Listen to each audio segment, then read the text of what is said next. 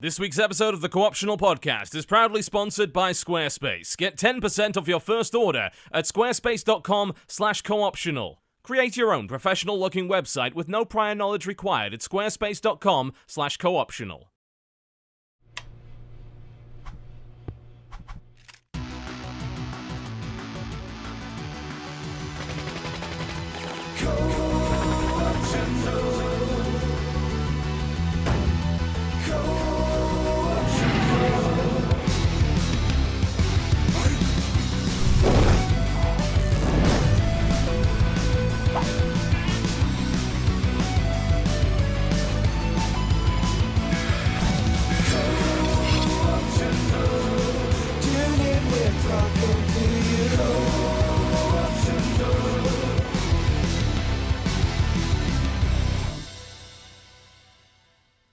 Ladies and gentlemen, welcome to the Co-Optional Podcast for the 20th of June 2015. I am literally the only enthusiastic person here today. Everyone else is Welcome to dead. the Co-Optional Sleepcast. They're dead. I'm not dead, I'm just me. Good night. Dodger's even paler than usual. Crendor is... What the fuck? I don't know what... your face is just very, very blown out. Let's just put it that way. I don't know what's going on with that. I think it's because my background has been so dark, so it's Possibly. my camera gets really confused on You are how to luminescent. balance light. There you go. That's a little better. Yep. Jesse has bronchitis, so that's even better. Yeah, great. I'm sunburned. Yeah, this is going to be a great show. This is guaranteed to be a fun... And I wasn't even at E3, so this is going to be brilliant. Awesome. The best E3 wrap-up show you can imagine. Completely and totally useless. But before we go on, of course, I'd like to thank our sponsor for the show, Squarespace, today. And I'd like to remind you that they're actually sponsoring a Hearthstone tournament called Vulcan Deckmasters, which you can find out all about over at deckmasters.vulcan.com. It kicks off on June the 22nd with a $50,000 prize pool. Trump's playing in it, incidentally, as well as a bunch of other people, including Show, that guy with the strange hair, this guy who... thinks he goes to the gym, but really doesn't. Oh my god, It's probably I thought all that fake. these were actual names, and I was like, what the fuck? Are you that lazy now? Hearthstone's a bit weird like that, you know? Yeah, it's a little strange. Hearthstone has just developed, like, really weird name mechanics for everybody. Yeah, it's just a little bit weird. But the website was, of course, designed on Squarespace. Of course it was. So deckmasters.vulcan, that's spelled VULCUN.com, for all information on that. If you want to watch a good Hearthstone tournament, it kicks off on June the 22nd.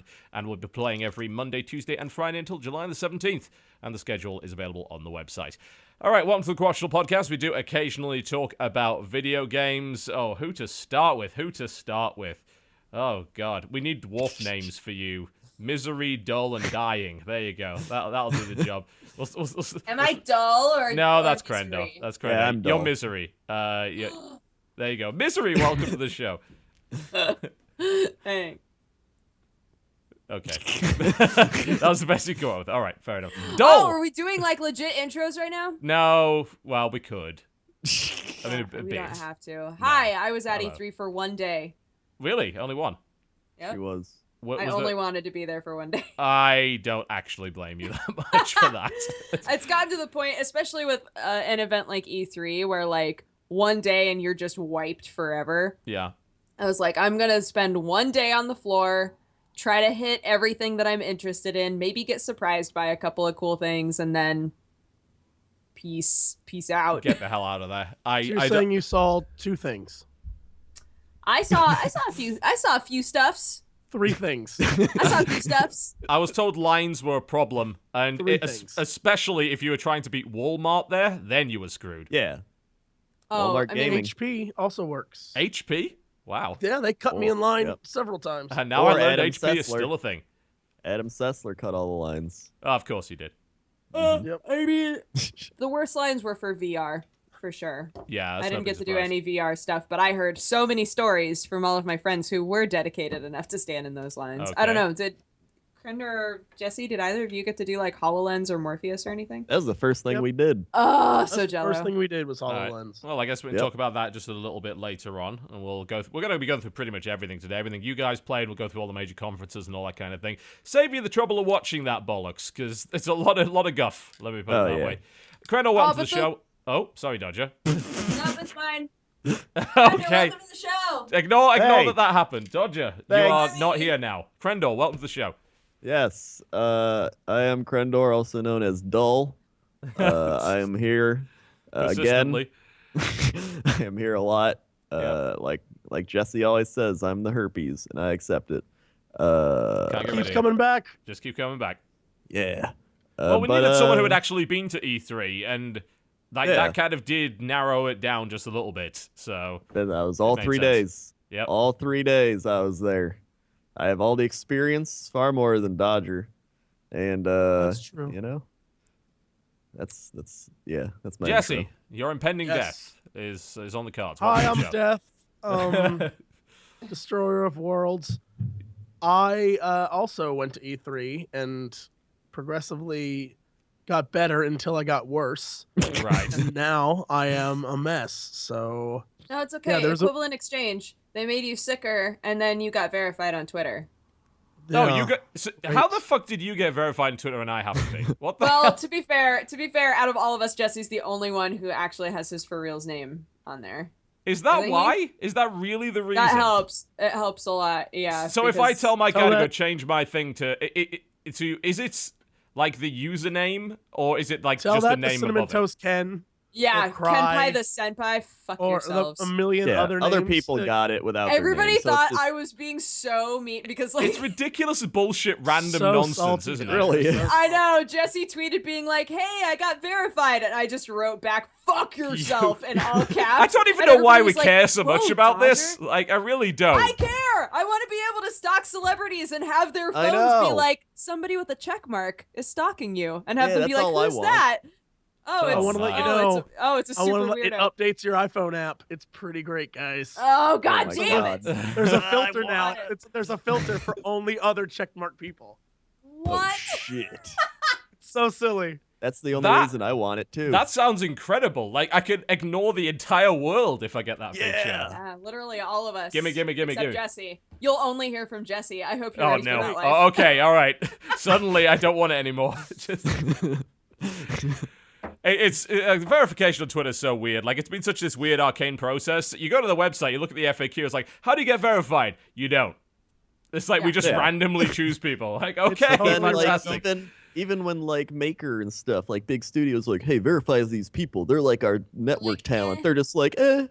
Yeah, and but they give I know weird I was on a reasons for it, list. too. 2 months Yeah. ago to be verified, and Yeah. it just never happened to anybody on the list. So I've been you on know. the list a bunch too, and like they give weird reasons that wind up not being true. Like, oh well, we only verified people who had 1 million or more subscribers on YouTube.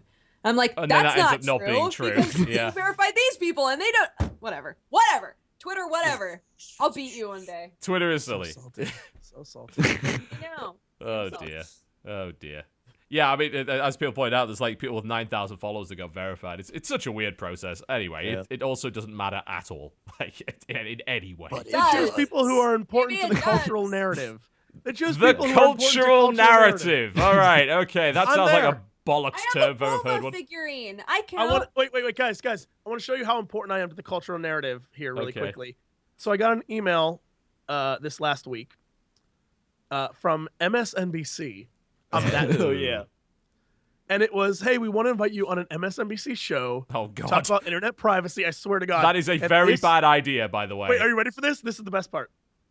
We noticed you had tweeted back in 2013, LOL, don't care if NSA follows me, video games and the occasional midget tentacle porn aren't going to set off flags.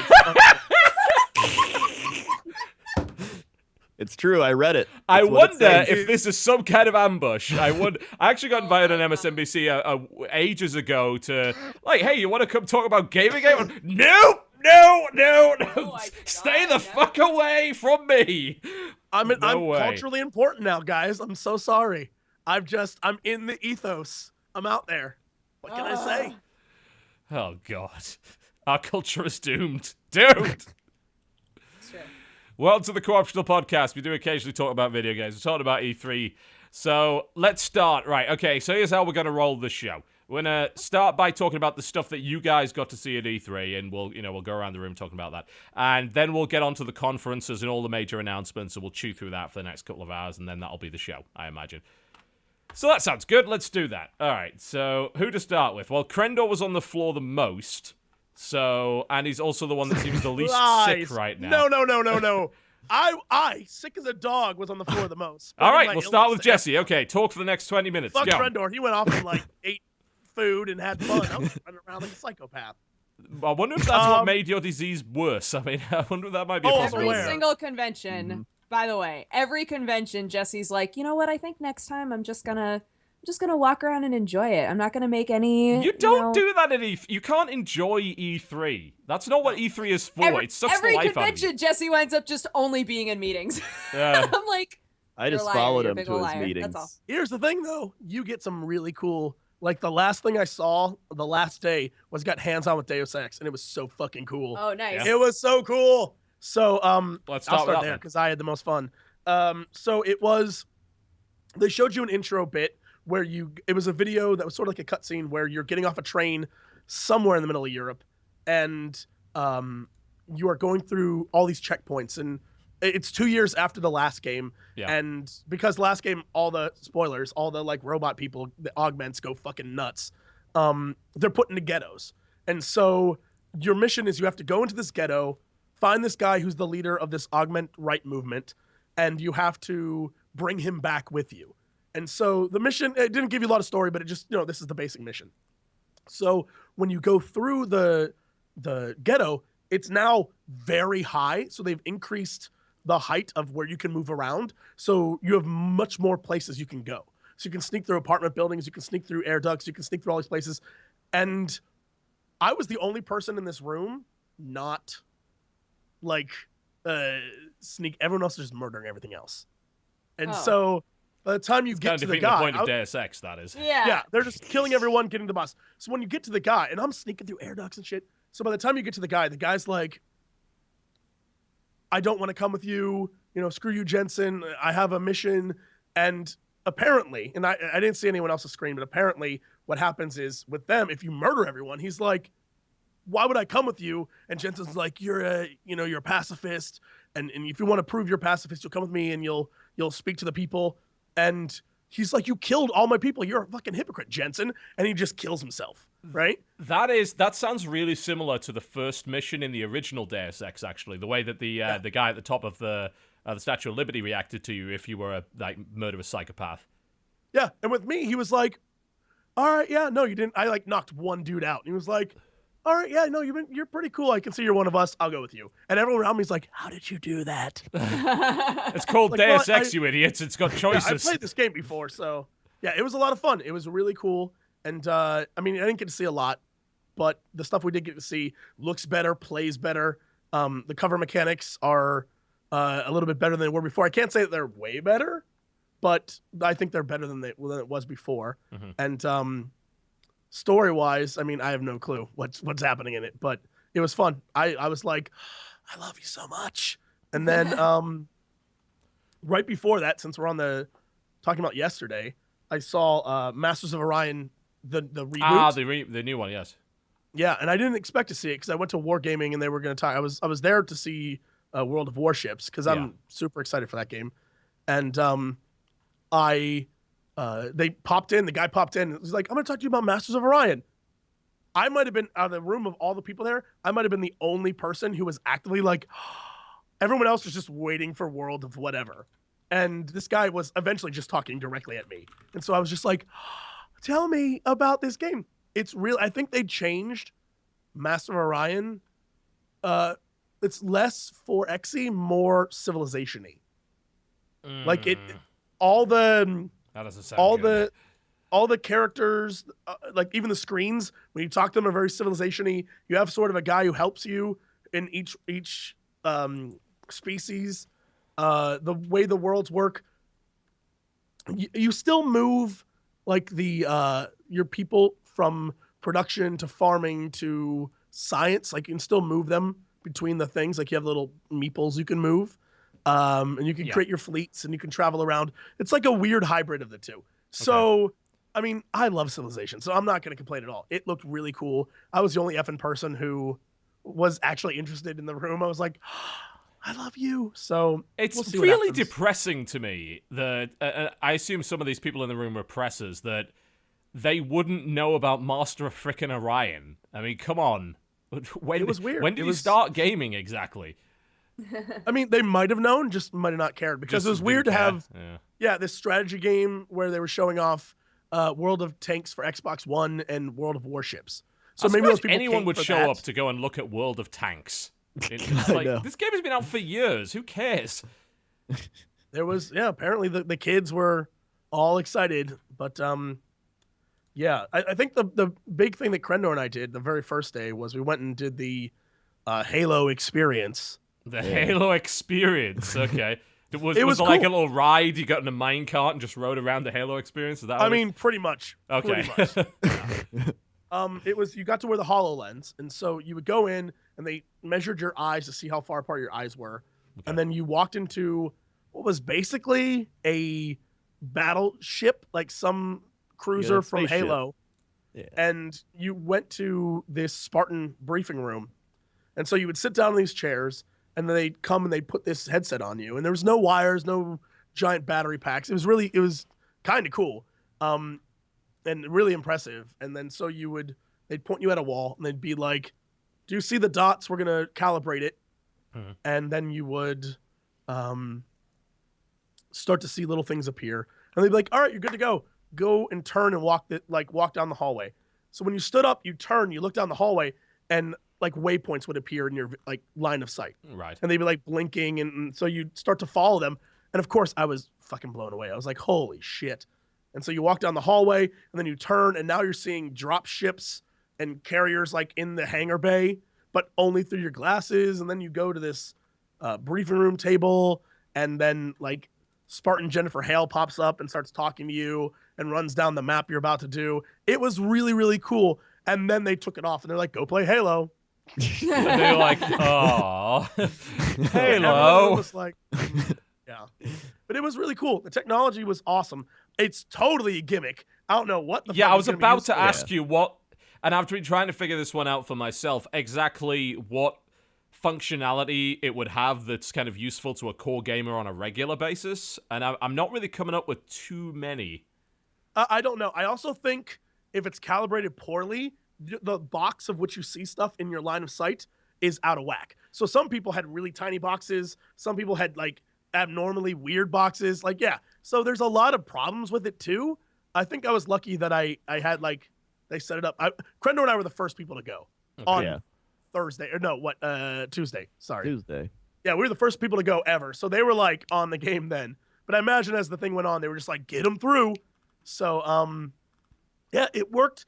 It worked great. It looked cool. It was really impressive because they sent the sound like through your bones.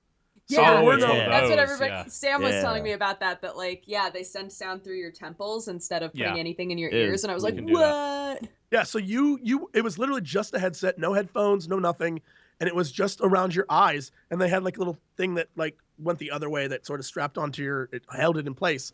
But it was really cool technology, totally gimmicky. I see no way it'll be used in any like applicable video game. Yeah, the only thing Ask- that I can think that it would be really cool for is like a DM style of thing. Like if you were playing some sort of a tabletop game or any sort of a game where it's like you versus multiple people, like being able to see a whole map and like move it around and do things with Well, it. Like that that's- would be super cool. That's the way they used it. In the middle of the room where Jennifer Hale sort of like talking to you, they brought up the map of the thing you were going to play and they broke it down into sections and then brought up like these enemies will appear here and attack this guy to do this. And then your team will come here. And it was all in this like round circular, like ready room area. And it was really like, that was really impressive. And then they were like, now go play Halo, take off your thing, go play Halo. But then they were like, we're giving you a little USB stick. And an arrow just appeared and started pointing at it. Like, it was really cool. Everything about it was awesome. You were Obi-Wan Kenobi, and the thing pops up in Star Wars where she's like, "Help me, Obi-Wan." It was like looking at Pretty that. much that. Okay. It's pretty much that. The technology's awesome. I don't know how they will use it. Like, it was one of those things that was clear that it was there for the gimmick, because then they were like, "Now go play Halo." It's like, okay. Sure. Tell me about the box, because a lot of the people that watched the presentation for Microsoft, they actually kind of faked it, basically. They did. Yeah, they faked the Yes. whole thing. Yeah. And then people who They have didn't used fix the this... whole thing. They made it seem like you could see a bigger scope than you can. That's what I kept reading. So, Jesse, can you tell me about the box? Like, how much of the, how does it... I can't even explain it because I've not used it. So, what is the box? How does it work? I'm going to do some awesome symbolism here for you. Okay. Maybe. So imagine this tissue, because I have many of them. Right. Didn't mean to do that. Just press the Windows key. All right. So, like, if this tissue, the whole thing, is your entire field of view, okay, this is what you actually see the holographic stuff through. Right. So you're only getting a certain, like, if you're looking straight on, you're seeing the holographic stuff. But if you look around, like, there's clearly a area in which only the holographic stuff appears. Okay. Other than that, if you look like above or you move your head, it'll vanish from your line of sight. Oh, Yeah. okay. And it's I would say it's about, like, if you put glasses on or whatever and you had like your field of view vision, it's about half of whatever your normal field of view is. So it's like they take that and then it's like in the middle. So if you're standing and staring something and then you look up, you're going to lose a little bit of what you're seeing. Makes sense. Okay, fair enough. So, I mean, it's definitely early, like a work in progress kind of thing, but it was one of those things that also calibration wise, some people's boxes were little tiny ones. Some people's were like big, but out of focus. So it was one of those things that I think as they tried to hurry people through as time went on, a lot of people had different experiences. Yeah, and the reports are that they're not going to be increasing the size of that box in the final version. They're saying, look, this is pretty much the field of view you're going to get. So we'll see how useful that ends up being. Some people are asking in the chat, how was it with glasses? Did you have to take yours off? No, it's the first VR, AR, anything. Yeah, I was going to say AR, yeah. That they let me keep my glasses on and it didn't get mashed up against my face. Right. Because they just, like, put it out a little further and they were like, all right, you're good. And it felt great. I mean, I think personally that's why I was more impressed, because I could keep my glasses on and use it. And Oculus and Morpheus and all that stuff, every time I use it, they're like, you can keep your glasses on. And I tried to, and it just won't fit over my big fat head. Yeah. And so I have to take my glasses off. And at that point, it's just blurs and shapes. And I'm like, well, I'm sure this was awesome, but I don't know what's happening. Right. Yeah. Fair enough. Well, I mean, like you said, it seems like exciting technology, but the applications... the applications are going to be emergent, are they? I can see some situations where, and this is an extremely expensive way of doing things, where you could, like, have sort of a social game where everybody sees different things, like, in their lens. Oh, yeah. That would be kind of cool, but also, I mean... Yeah, let's just get our 3 HoloLens-owning friends over, and I'll get my HoloLens... And, they can drive over in their Porsches to get here. And, we can drink some champagne, eat some caviar, and then, just beat on some poor people while, we play the simulator. Sorry, the last bit maybe not quite part of the party. Maybe that was just my own personal thing. But it reminds me of what everyone thought Google Glass was going to offer. Like, you'd see shit pop up in your field of view. Yeah. And you'd have all these cool things happening. And it honestly felt great seeing 3D things that looked and felt real in your world that weren't there. Yeah. And there was you didn't feel ill or sick, or you didn't feel nauseous because you were moving around, and the waypoints and things, as you follow them, if you turned around, an arrow would be like, what are you doing? Turn back around. And so it was like you were in a game. Like, everything about it felt really cool, but it was like the most glorified tutorial ever in a video game. Sure. Like, it was like, oh, this is a great tutorial for nothing, but it was awesome. And yeah, it's one of those things that I think was really cool to experiment with and play around with at E3. I don't know what the hell the rest of the world's going to use it for, but we'll see. Yeah. In that instance, it was awesome. Yeah. To be fair, if we knew what they were going to use it for, we'd probably be employed by Microsoft by now. So I think some more creative and interesting people will probably come up with something that will work with it. I mean, AR is a much different platform to VR. VR, you can kind of take your current games, alter them somewhat, and it makes sense. It's like you can play Hawken. Hawken was the demo that I played on Oculus Rift like 2 years ago, and I could see, this just works. Like, I mean, it's a cockpit-based game. I'm inside a mech, and it's all-encompassing. This works. I immediately see the application. But for augmented reality, it's a different matter entirely. And it's not so useful with traditional games, and you're going to have to invent new genres for it. I mean, even when they showed Minecraft, yeah, the demonstration was cool as hell, but all of the stuff he was doing was ultimately useless. You know, Being in the room was even weirder. Like, when they did the Minecraft demonstration, and watching the guy on stage look at nothing, and then seeing it on the screen, it was real trippy. Everyone in the room's like, what's he looking at? It was weird, yeah. Yeah, if you were watching the stream, you basically saw an extrapolation using the special camera of his feed, but you know, what it didn't show was the box and everything like that. It seemed like it was all-encompassing, which is obviously not true. Not at all. Yeah, it's not true. Okay, all right. But it is AR with a wide array, like the RG. It's like super high def RGB. Right. Like it looks beautiful. Like everything about it was really cool looking, and I mean that's something I didn't expect. I thought it was gonna be all pixely and shit, but it was great. So it does make me wonder if initially they're just pushing it towards gamers because we'll buy any old shit, and in reality, this thing's going to be used for something else, like something a little bit different. Oh, I bet this is some government shit. I bet they already have it. Probably, probably. So, I guess we'll go on to VR in general. Did you guys get a chance to try the new Oculus or Morpheus? Not I really. did not. No. I know that Angry Joe got to do the Morpheus. Right. And he played a game that was a horror game called like The Kitchen or something.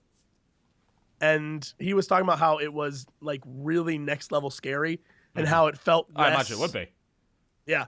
And how it felt less nauseous-y. Like apparently they're making a lot of strides with that kind of aspect of virtual reality.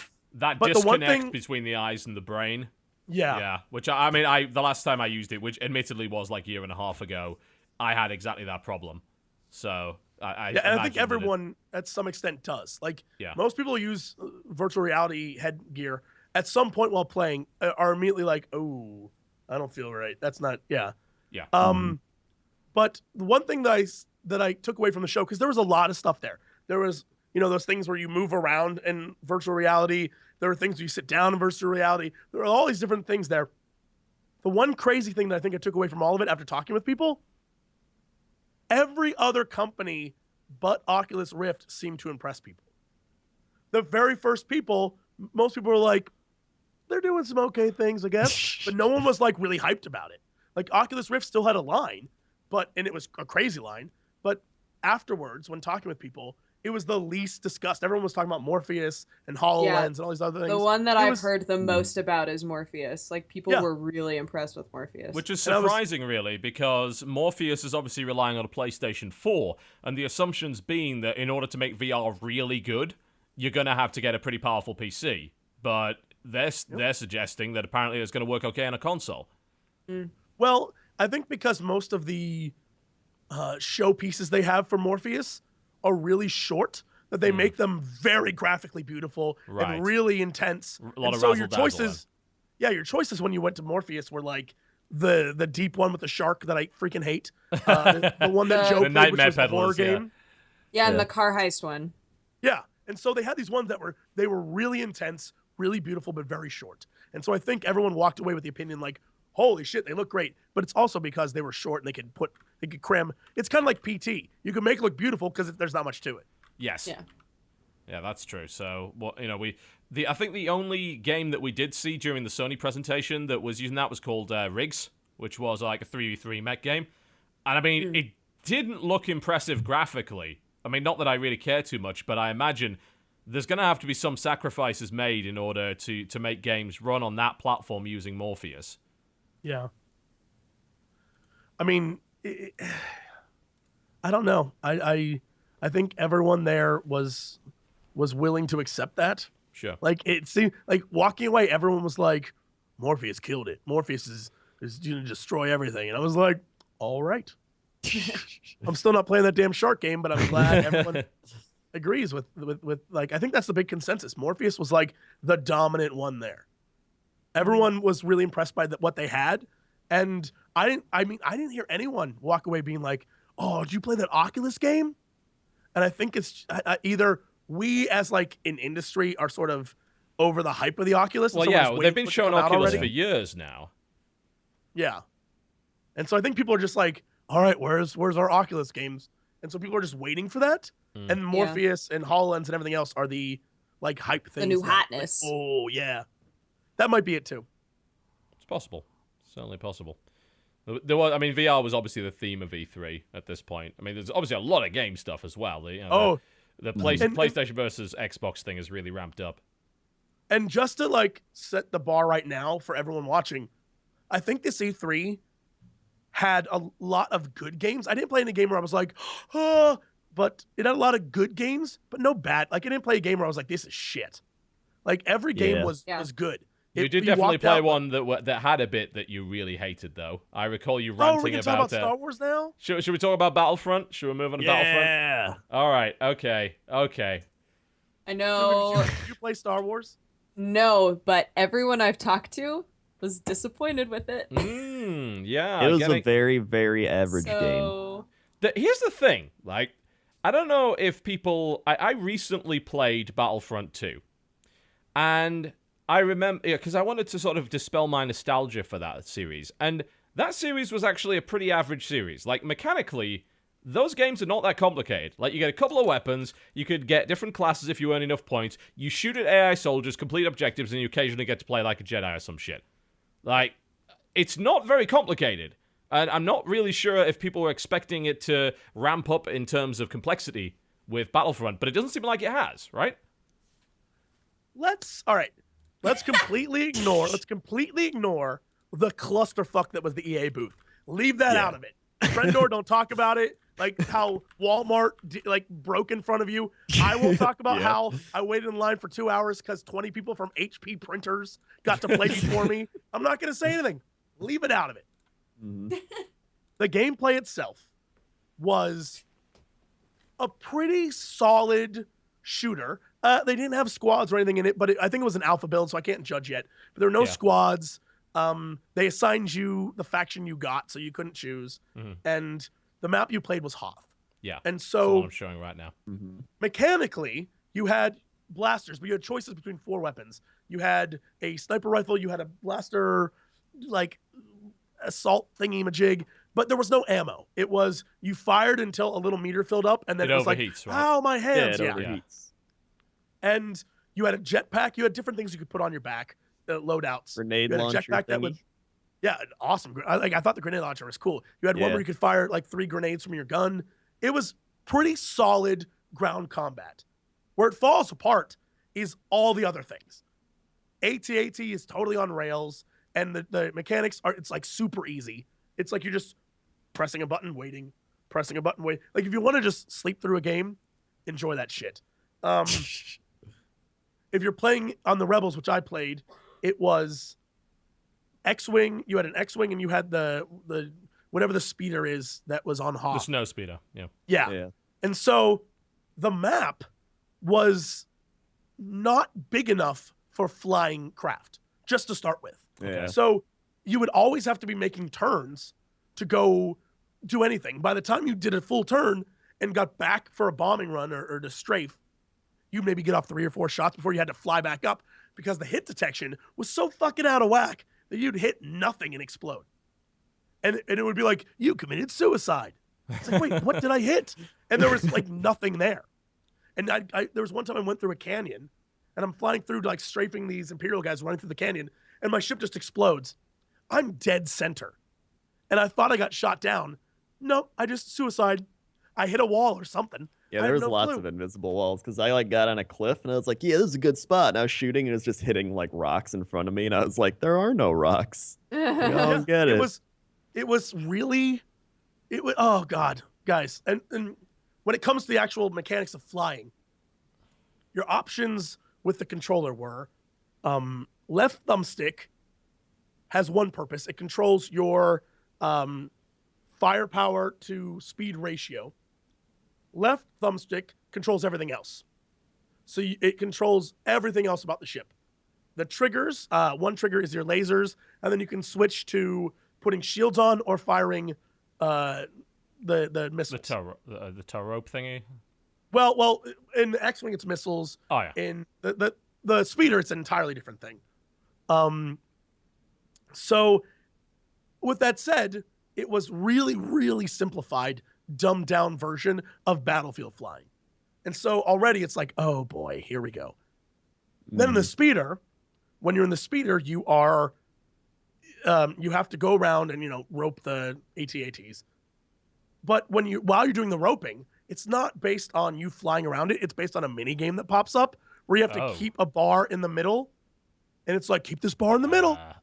Okay. And so then, in order to do the entire mission, in order to bring the AT-AT down, you have to hold an area. And while you hold that area, hold it for like 5 minutes or something, so a little Y-Wing pops up. The Y-Wing has to do a bombing run to bomb the AT-AT and hit it with an ion cannon. The AT-AT is now vulnerable, and then you can fire on it. The problem is, anything the Rebels had did like 6%, 7% damage. And if you're in an X-Wing, each pass, you get maybe 3%, 5% off before you have to go back around. And then suddenly, it's the ion cannon wore off. So like everything about it was just so all the janky. AT-ATs that fell were the ones that got roped down. Like that's the only time I saw them fall. And it was like, okay, well, I'll just play this minigame.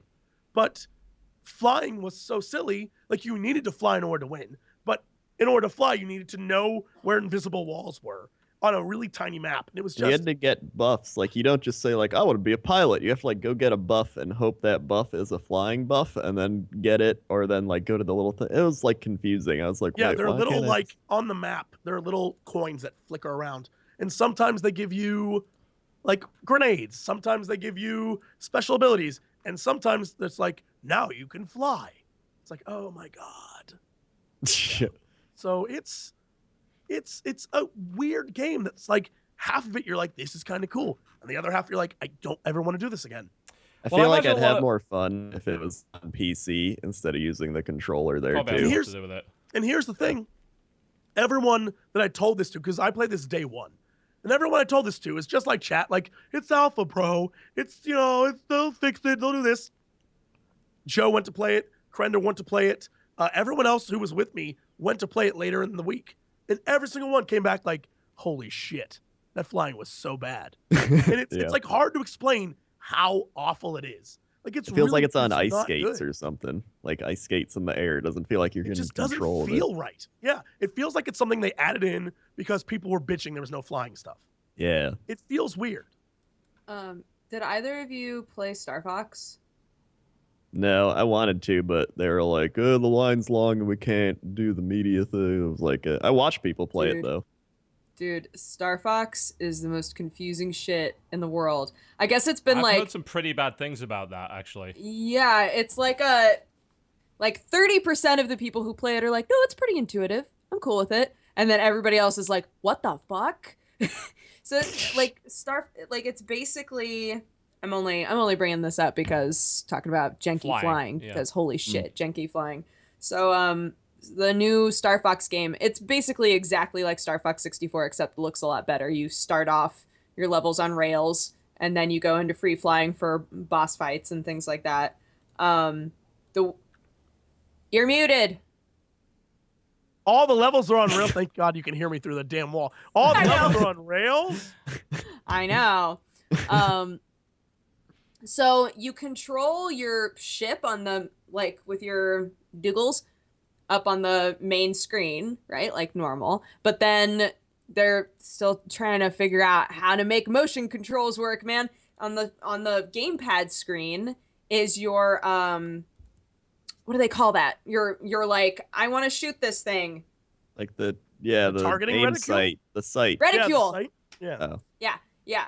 So you control that, but you don't move it around. You like have to do this to figure out where you want to shoot. Yeah. That sounds like a just awful idea. Why? But that's how like it was at what's that Squid Game that's out now? Splatoon. Yeah, Splatoon. And you can turn it off in that. And when I asked them whether or not you'd be able to turn it off in this, they all got this really awkward look on their face, like. And I was like, no, don't make that face. So when you're on rails, it's fine. right? Because you're always going forward. It's like it's guiding you on a set path. So when you're looking in the gamepad and you're like, I want to shoot this thing, when you look up, you're still just on the path, right? When you're in free flight, that's when shit gets so fucking confusing, because you might accidentally like do a flip. You might accidentally pull a U-turn and you're like trying to shoot stuff, but then when you look back up, the ship is flying toward you and you're like, oh no, oh shit, where even am I? Like, it's so confusing going back and forth, because you can't conceptualize where you are on the map, if that makes sense. Like, it's very, very confusing to go from I'm looking through the glass, like I am the pilot, to looking up and just seeing your ship, like in whatever area it is. In order to shoot stuff?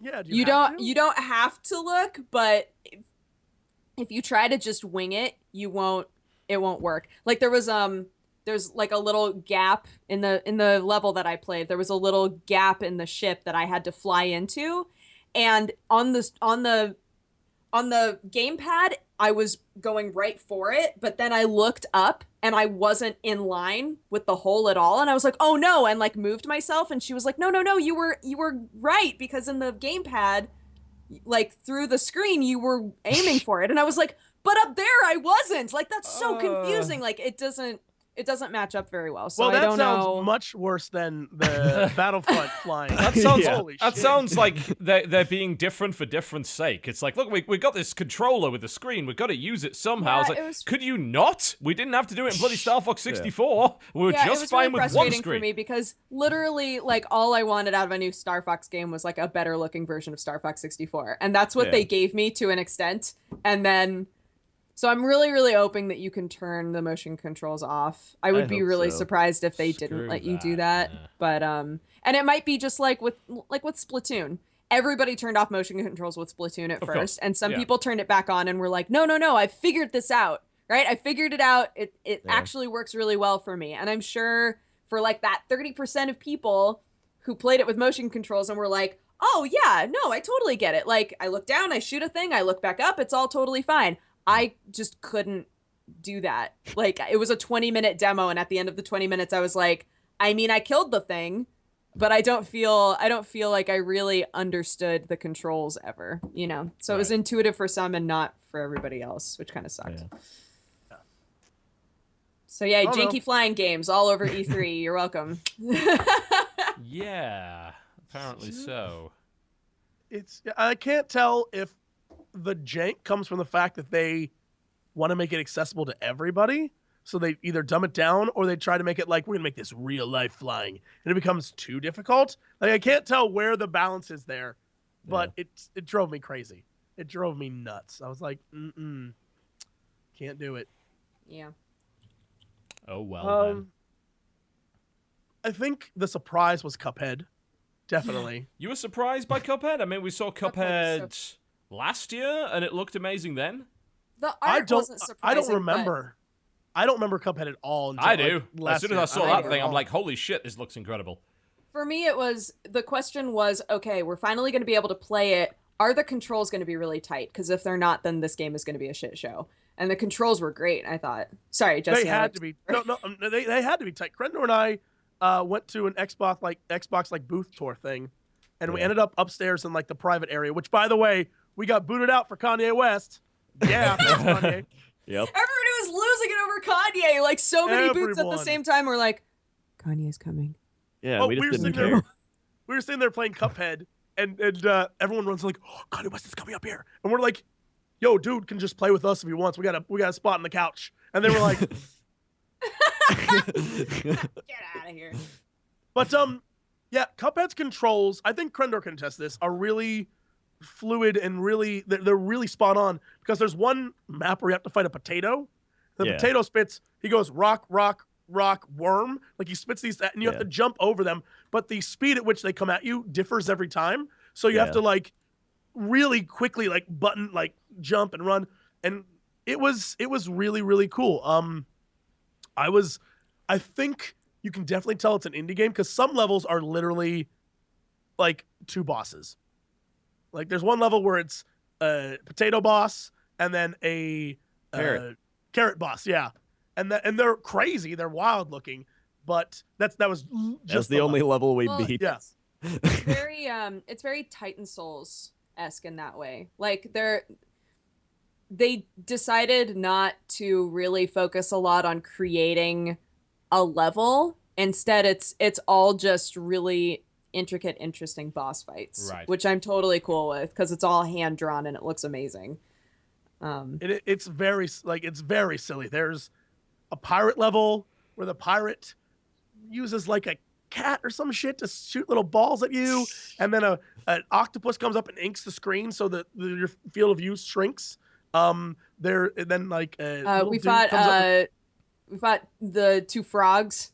Yeah, the frogs. Oh, in the bar? That's why the bar frogs. I was playing with this guy who had literally, because they didn't have a rotation system at the Cuphead ones, you could literally just sit there and play forever if you were an asshole. So there was a guy who was an asshole who was just like playing there forever. And the person who was playing with him like walked away, and I stepped up and I was like, hey, I'm going to play with you. And he was like, all right, cool. And I just kept dying over and over again. He was like, it's fine. Crendor and I must have played for like an hour. Like, we sat upstairs in the Xbox area and just played, and we would just get our asses handed to us, and we were like, we're not leaving until we beat this fucking thing. And so we beat the level was like that. Riot keeps rising. The the honey was like lava and rises up after you. Yeah, we played the bird level. Do that. Bird level, we got close. Yeah, we found out the mechanics of the bird level. We were like, oh, we get this, and then all of a sudden new shit happened. We were like, damn it. Yeah, it was. It's a beautiful, fun looking game, and it's one of those things that I think will be like, grab a friend, sit down, play, figure out how to beat everything together. It was really cool. It reminded me of like an arcade game that you'd put a bunch of quarters into. Yes, that's exactly what it was. Mm-hmm.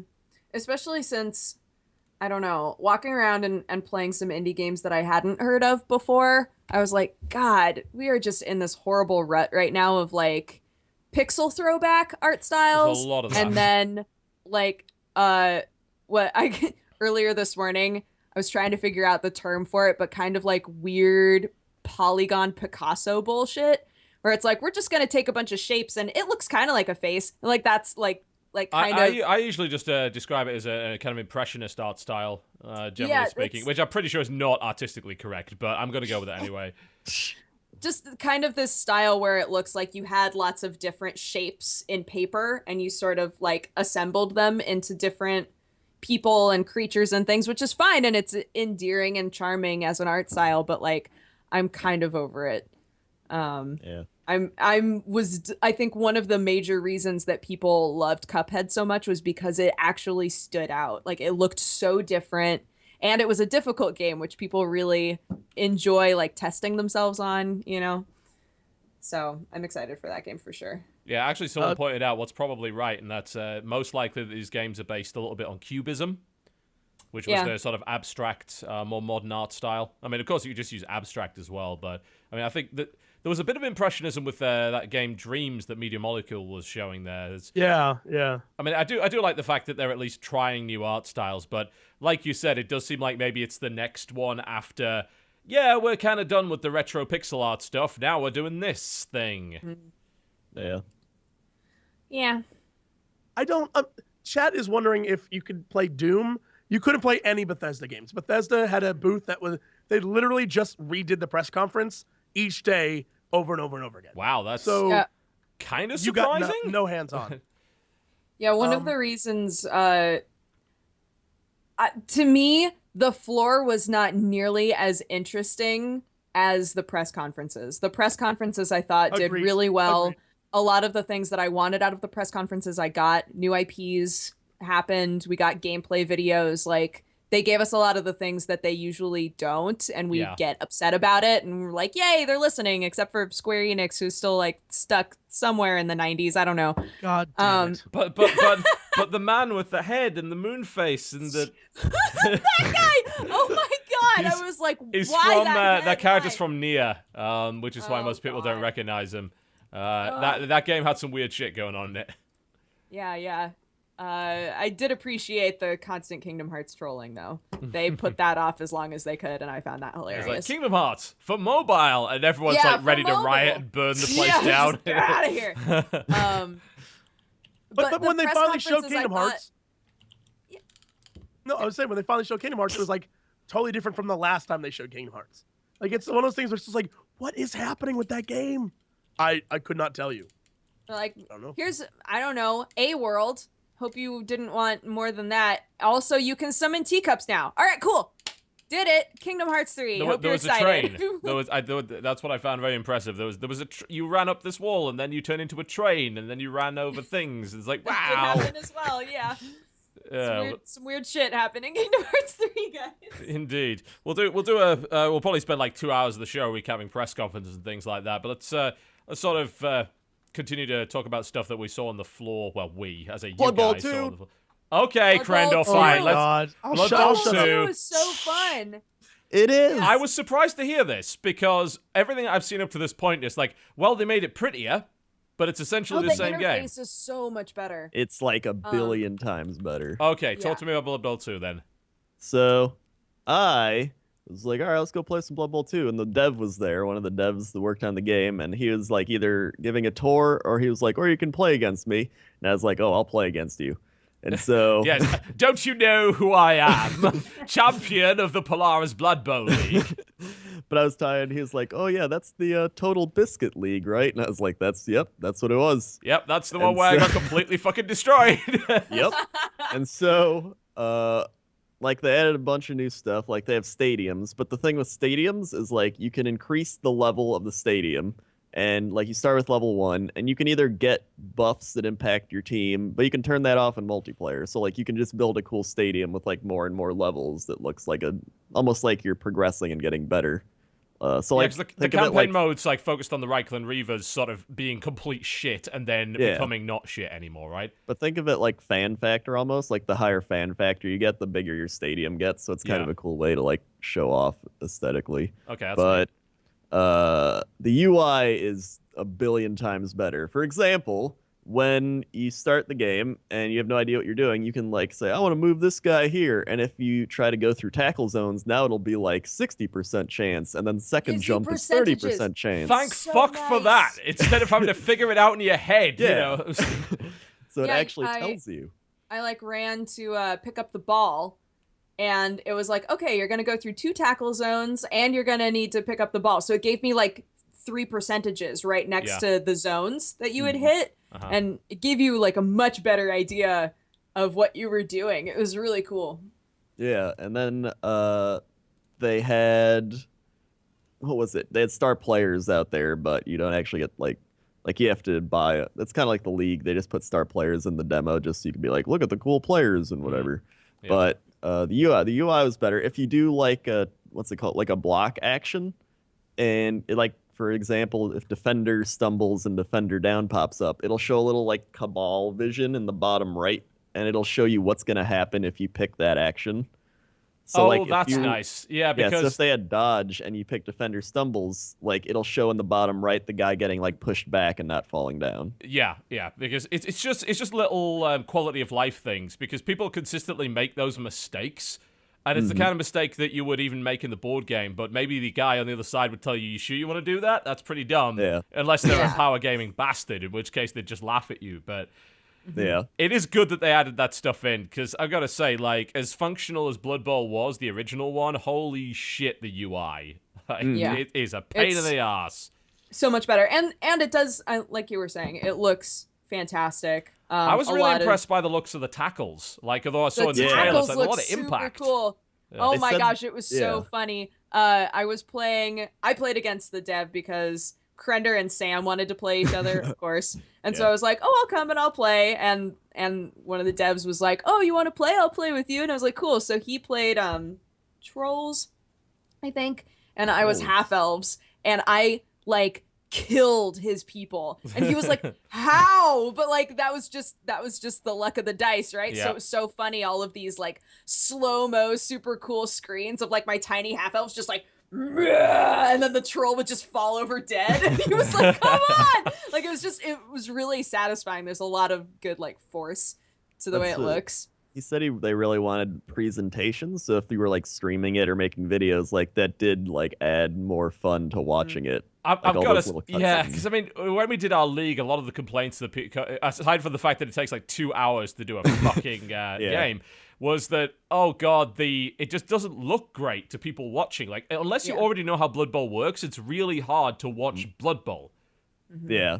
And they had the dice log always on in the bottom right. That's always It'll always good. show your thing. It Yeah, even like shows that. like a little actual like dice graphic with the dice thing that got Neat. rolled. That's good. And speaking of the like speed bowl leagues and stuff, now they have 1, 2, 3, and 4 minute turns. Right. Yeah. And That's good. we had it on 2 minute turns, and when you take like the turn, it actually like resets the clock a bit, like depending on what action you did. It's like if there's 55 seconds and then you did a block and then like tackled a guy and it took it down to 50, it would like reset it back up a couple seconds knowing Okay. that you did that. So it's Alright. like it now takes into account what you're doing instead of just being like, oh, you lost Yeah. a bunch of So time. basically, if you're a Crendor and you sit there, you're like, Crendor wasn't the worst. Who was the worst? Oh, Was it Force? It was Force. it could have wasn't been it? Force. Force, Or no, yeah, when we Side played the Strafe. 4 minute literally turns. used his entire It's Side time. Oh Strafe. god! Every time you Oh, played a Side Force Strafe. game. Strafe. Oh yeah, Side Strafe. Yeah, you knew that game was going to be 2.5 hours long. That's rough. I like 1 minute turns sounds good because I mean invariably we're probably going to do another league. And people Like, keep we thinking had we're it sponsored on- for that. We're not. We literally did that just to piss It's each just other off. fun. Yeah, Yeah. like this was on Xbox, and we read it on 2 minute turns, and we still got through like all of our turn stuff we wanted to do. And I Yeah, imagine it would go faster with a mouse and keyboard. So like Yeah, I think 1 totally. minute would actually be good this time. Yeah, I can make that work. Yeah. And I'm trying to think what else they had. They're going to be adding 2 more races. There's the High Elves and the Lizard Men that they're adding in. So I'm Goddamn happy. Lizard Fucking lizard man. And Sam played it. When I played against Sam, he really liked it. They kicked us out before we could finish our game. We were on like Yeah, it turn was so 13. sad. I They were know. like, get out. We're closing the floor. And we just like kind of quietly kept playing and they were like, get out. I beat the dev 1-0 though, and he was just like, okay. So I don't think he lost the entire day.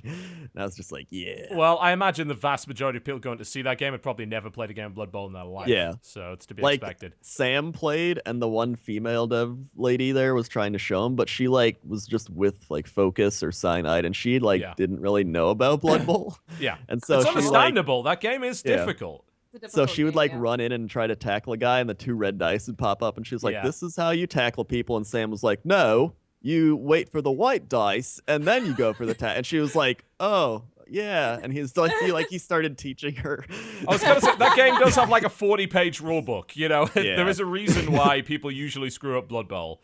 Even if you know the And- rules, you still screw up Blood Bowl. It's not easy. Yeah. It was cool that because like the game's not coming out till September, so like even when I was playing with the dev, every now and then something would happen and he'd like pull out his little notebook. He had like a notebook where he'd write down bugs as they were happening Neat. or like things that would confuse me, and he'd be like, okay, so like how does that make sense or no? Did you feel like that made because I think a lot of people don't like that. And I was like, guinea I pigs. was like, It was a trap all along. They brought you in to be a free tester for the game.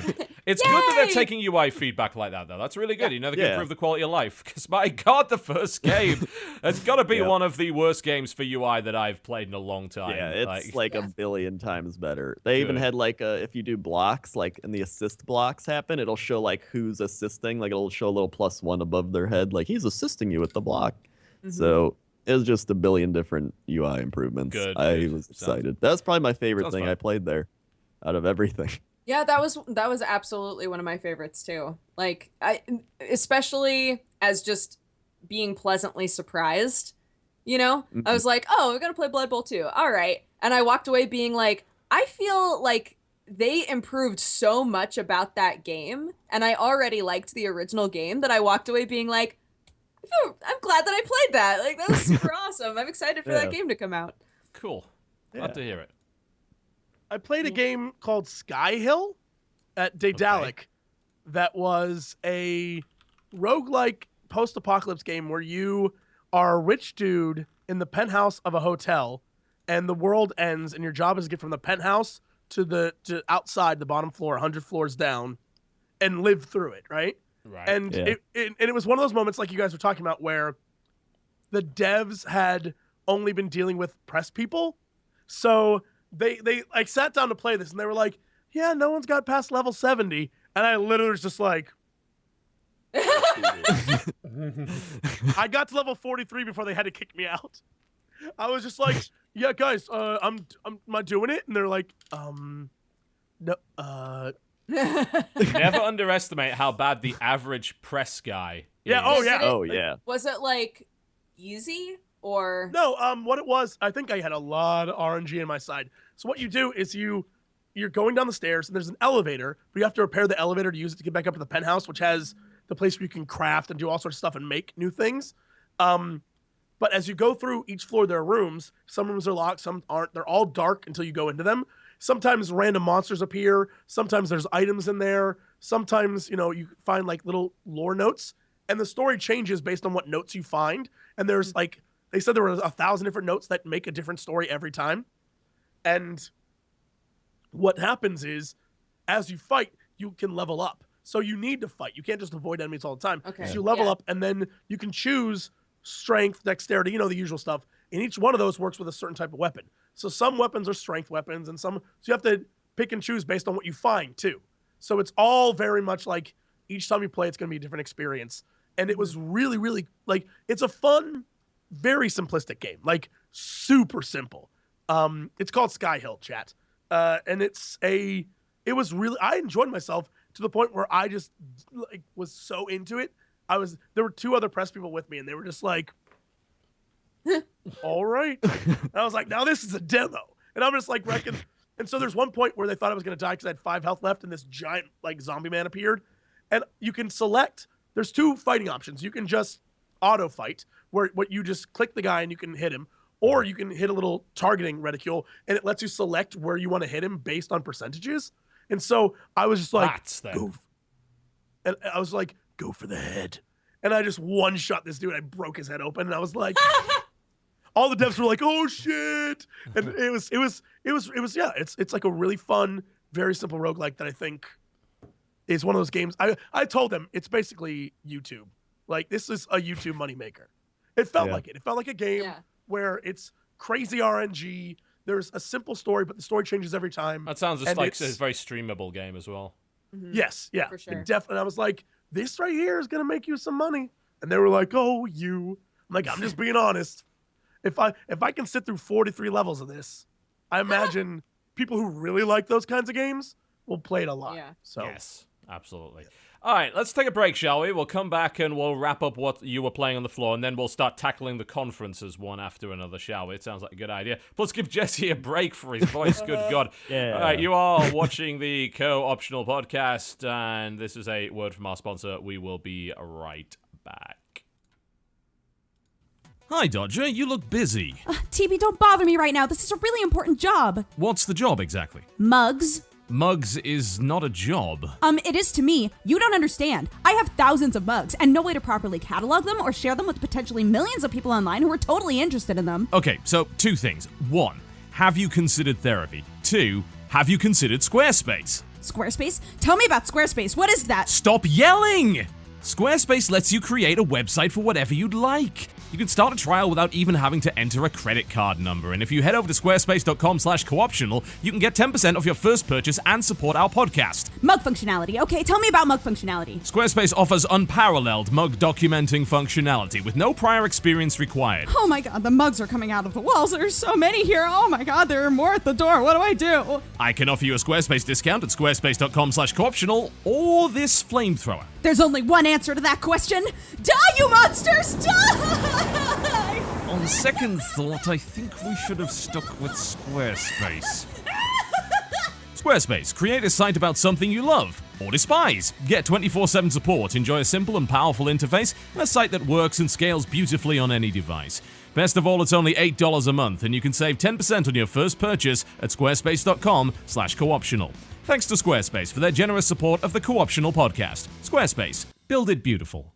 Ladies and gentlemen, welcome back to the Co-Optional Podcast E3 Wrap-Up Edition. Let us continue talking about some of the stuff that you guys got a chance to play on the floor, and then we'll move on to conference critique. I mean, there were a lot of conferences to watch, so what else did you guys get a chance to play? Dodger, you haven't had a chance to really talk all that much. You're on the floor for one day. What else did you do other than Blood Bowl and Star Fox? Blood Bowl, Star Fox, Cuphead. I played a game called The Flame and the Flood. Oh yes, wasn't that a Kickstarter at one point? I think. Yeah, I think it was. It's a game with the concept of like it's another kind of dystopia-esque setting, survival, but it's if the world was hit with like a massive flood. Mm-hmm. So it's a combination of like two different mechanics of like you're on different little islands and collecting stuff, and you can craft things and whatever else, but then you also have this old car that you've turned into a raft, and you and your dog can like hop onto the raft and try to get to another area. So the game starts off with, or the demo at least starts off with your dog bringing you a radio, and it's like, all right, you have an objective now, like you can follow it or not, but you have an objective, you have this radio, either find where the signal is coming from or try to get to higher ground. But because of how the raft system works, you're always going downstream, so you're kind of getting like lower and lower. So figuring out how to do the radio thing is really hard, and I wasn't able to get anywhere with it in the demo. But the crafting system was pretty fun. You meet lots of like weird people who are just kind of trapped on these islands. Like, hi, I've got a general store that's like basically useless now because no one can get here, but take stuff if you want it, like I got onto this island that was just like covered in rabbits, and I was like, cool. So I was able to make a rabbit trap, and then it was like, you want to skin the rabbit? And I was like, oh, okay. It's kind of dark. Sure, I would love to skin the rabbit, and then you can cook it and whatever else. And I was eventually killed by a wolf, like just straight up mauled. And the more that you're hurt in that game, the slower you are. So like you get to a certain level of being attacked by a creature where you're like, I'm gonna try to crawl away, I'm gonna die here. But the look of it, it's one of those polygonal Picasso games, but the way that it played was really fluid. It was actually really fun, so I enjoyed that a lot. I played a game called Tetheron that was very simple in the Indiecade area. It was like an 8-player game where everybody plays a little ball that can tether to things. Okay. You can tether to other balls. You can tether to like little bricks and pieces that are on the layout. I don't know what the word would be. And you can also tether to the walls. You're trying to be the one that lives the longest, and you get a point for every person who dies. So if somebody falls to the ground, then you're out. If your body touches one of the objects that's like floating, that object will fall. So you can basically either decide, I'm going to do the game of self-preservation where I just try to like not be on anybody's radar, or if you're really good at it, you can try to aim yourself where somebody's tethered to a thing and you touch it and then they're falling and they're like, oh no, and like panicking and trying to tether to other things. That game was actually like pretty fun. I was looking at it and I was like, this looks really simple because it's just all squares and circles, but it actually wound up like all of us were getting really competitive with it. So that game was fun. I stuck around and played that for a while. I did do like the entire Nintendo booth tour. So I played Star Fox, obviously. I played Mario Tennis. I played Yoshi. Yeah, Yoshi is basically Yoshi's Island, except more adorable because Yarn. Yarn was part of the E3 drinking game for sure. Yarn games, take a drink. Dystopia, take a drink. Robot, either robots or robot suits, take a drink. Dogs, take a drink if you want to die, because you will die with all the dogs. But yeah, the Yoshi game was really cute. The textures in it are adorable. But it's very similar to the Yarn textures that we saw in Kirby's Epic Yarn. But like, yeah, you can eat little people and then they turn into like little wool balls. You can shoot them at things and it's adorable. There's like hidden areas and stuff, and you pick up daisies and. I see your woolly world, and I raise you a Yarny. That game is equally as cute. It is Unraveled? cute. That game? No, Yarny. His name is Yarny. Yarny, but that's not the name of the game, is it? I don't remember. Look, I think the game's named Unraveled. Yarny. Yeah, it's by EA. Right? Oh yeah, it is. Yeah, Yeah, the EA It one. is. Yeah, Look, looks Get look, wrecked. it's all about Yarny. It's all about Yarny in his life. Yeah. That game is super, super cute. It is definitely very indie, though. You can see some parts of the game where it needs a little bit more polish. That is a really angry fucking... Is that a gopher? The gopher's trying to murder him. What the fuck's going on? Yes. It is, Unraveled is so damn cute. And it's all physics-based puzzles. Is that the word I'm looking for? Yeah. And it's a very... simple yet you have to be kind of smart to figure out the puzzles kind of game, and it's really cute, and it has a story that sort of is on that heart level of what they tried to do last year with oh my god, what's the name of that game? I played it on my channel. Valiant Hearts. Yeah, Valiant Hearts. It is that same emotional level with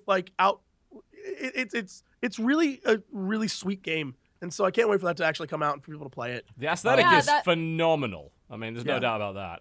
The guy, the developer, he was by far, out of anybody who presented a game at those press conferences, he was the one who came out and just poured his heart out. And I was like, you're so precious. Crendor and I were at the EA conference, and we were in the upfront press area with all the tables. Yeah. There were a lot of fucking assholes in that area. A lot of business dudes, a lot of guys, when people came out with games, they were just whatever, talking on their phones. Not that dude came out. Need for Speed. Oh, that's true. They love Need for Speed. Cars, but when that guy came out, literally everyone was just like, God damn it, you're so adorable. It was one of those few times we were like, this is a dude who wants to make a game so badly. How can you not support that? When he was like, this is Yarny, and I went on my trip, and I made him move from. He's like, I didn't have a computer. I was on a trip with my family, and I wanted to make a game about the ties of love between people, and I was just like, stop, you're so cute. The close up of his hand when he just was physically shaking. You were like, I know. You sweetheart, you little sweetheart. I just want to pet you. Just be like, you'll be okay. And it was a genuinely really sweet, wonderful game, and I was I hope he never reads YouTube comments, ever. So I hope he's forever innocent. Or Twitch chat. Yeah, or Twitch chat. Not you guys. You guys are okay, but regular Twitch chat. Yeah. Well, most of you guys are okay. Yeah, assholes. Most you guys of are great. Total War, Warhammer. Yes. Oh, yeah. Oh, my God. That was so cool. Here's the problem. I heard that right was off the front. Yeah, right off the front, they didn't show you campaign the game map mechanics of setting up your cities and building your empire and stuff. It was literally just fighting. It was just a battle. Which but I was like, really I'm cool with that. But yeah, the battle was cool. They had spider beasts and shaman and fucking cannons and laser things that mages would fire out of. It was nuts. They had a goblin with wings on, and he was the artillery. Goblin Doomdiver? Yeah, and you could control where he goes, so you'd fly him into the guy, and it was just and then he just kill a bunch of guys. I was like, oh my God. He'd strap on his this wings. This is where my nascent Warhammer knowledge becomes useful. He'd strap on his wings and jump in the catapult, and then his little goblin buddies would cheer him on and hype him up, and then fling him out, and you can spin him and move him. And Doomdivers are the coolest fucking things in the universe. They're completely impractical siege weapons. Yep. They had then they had spider goblins. Yep, spider riders. Yep. They had that giant, whatever the giant spider is that has all the goblins on his back, shooting arrows. They had wyverns and griffins and giants and the giants all sorts threw of up shit. on It was people. crazy.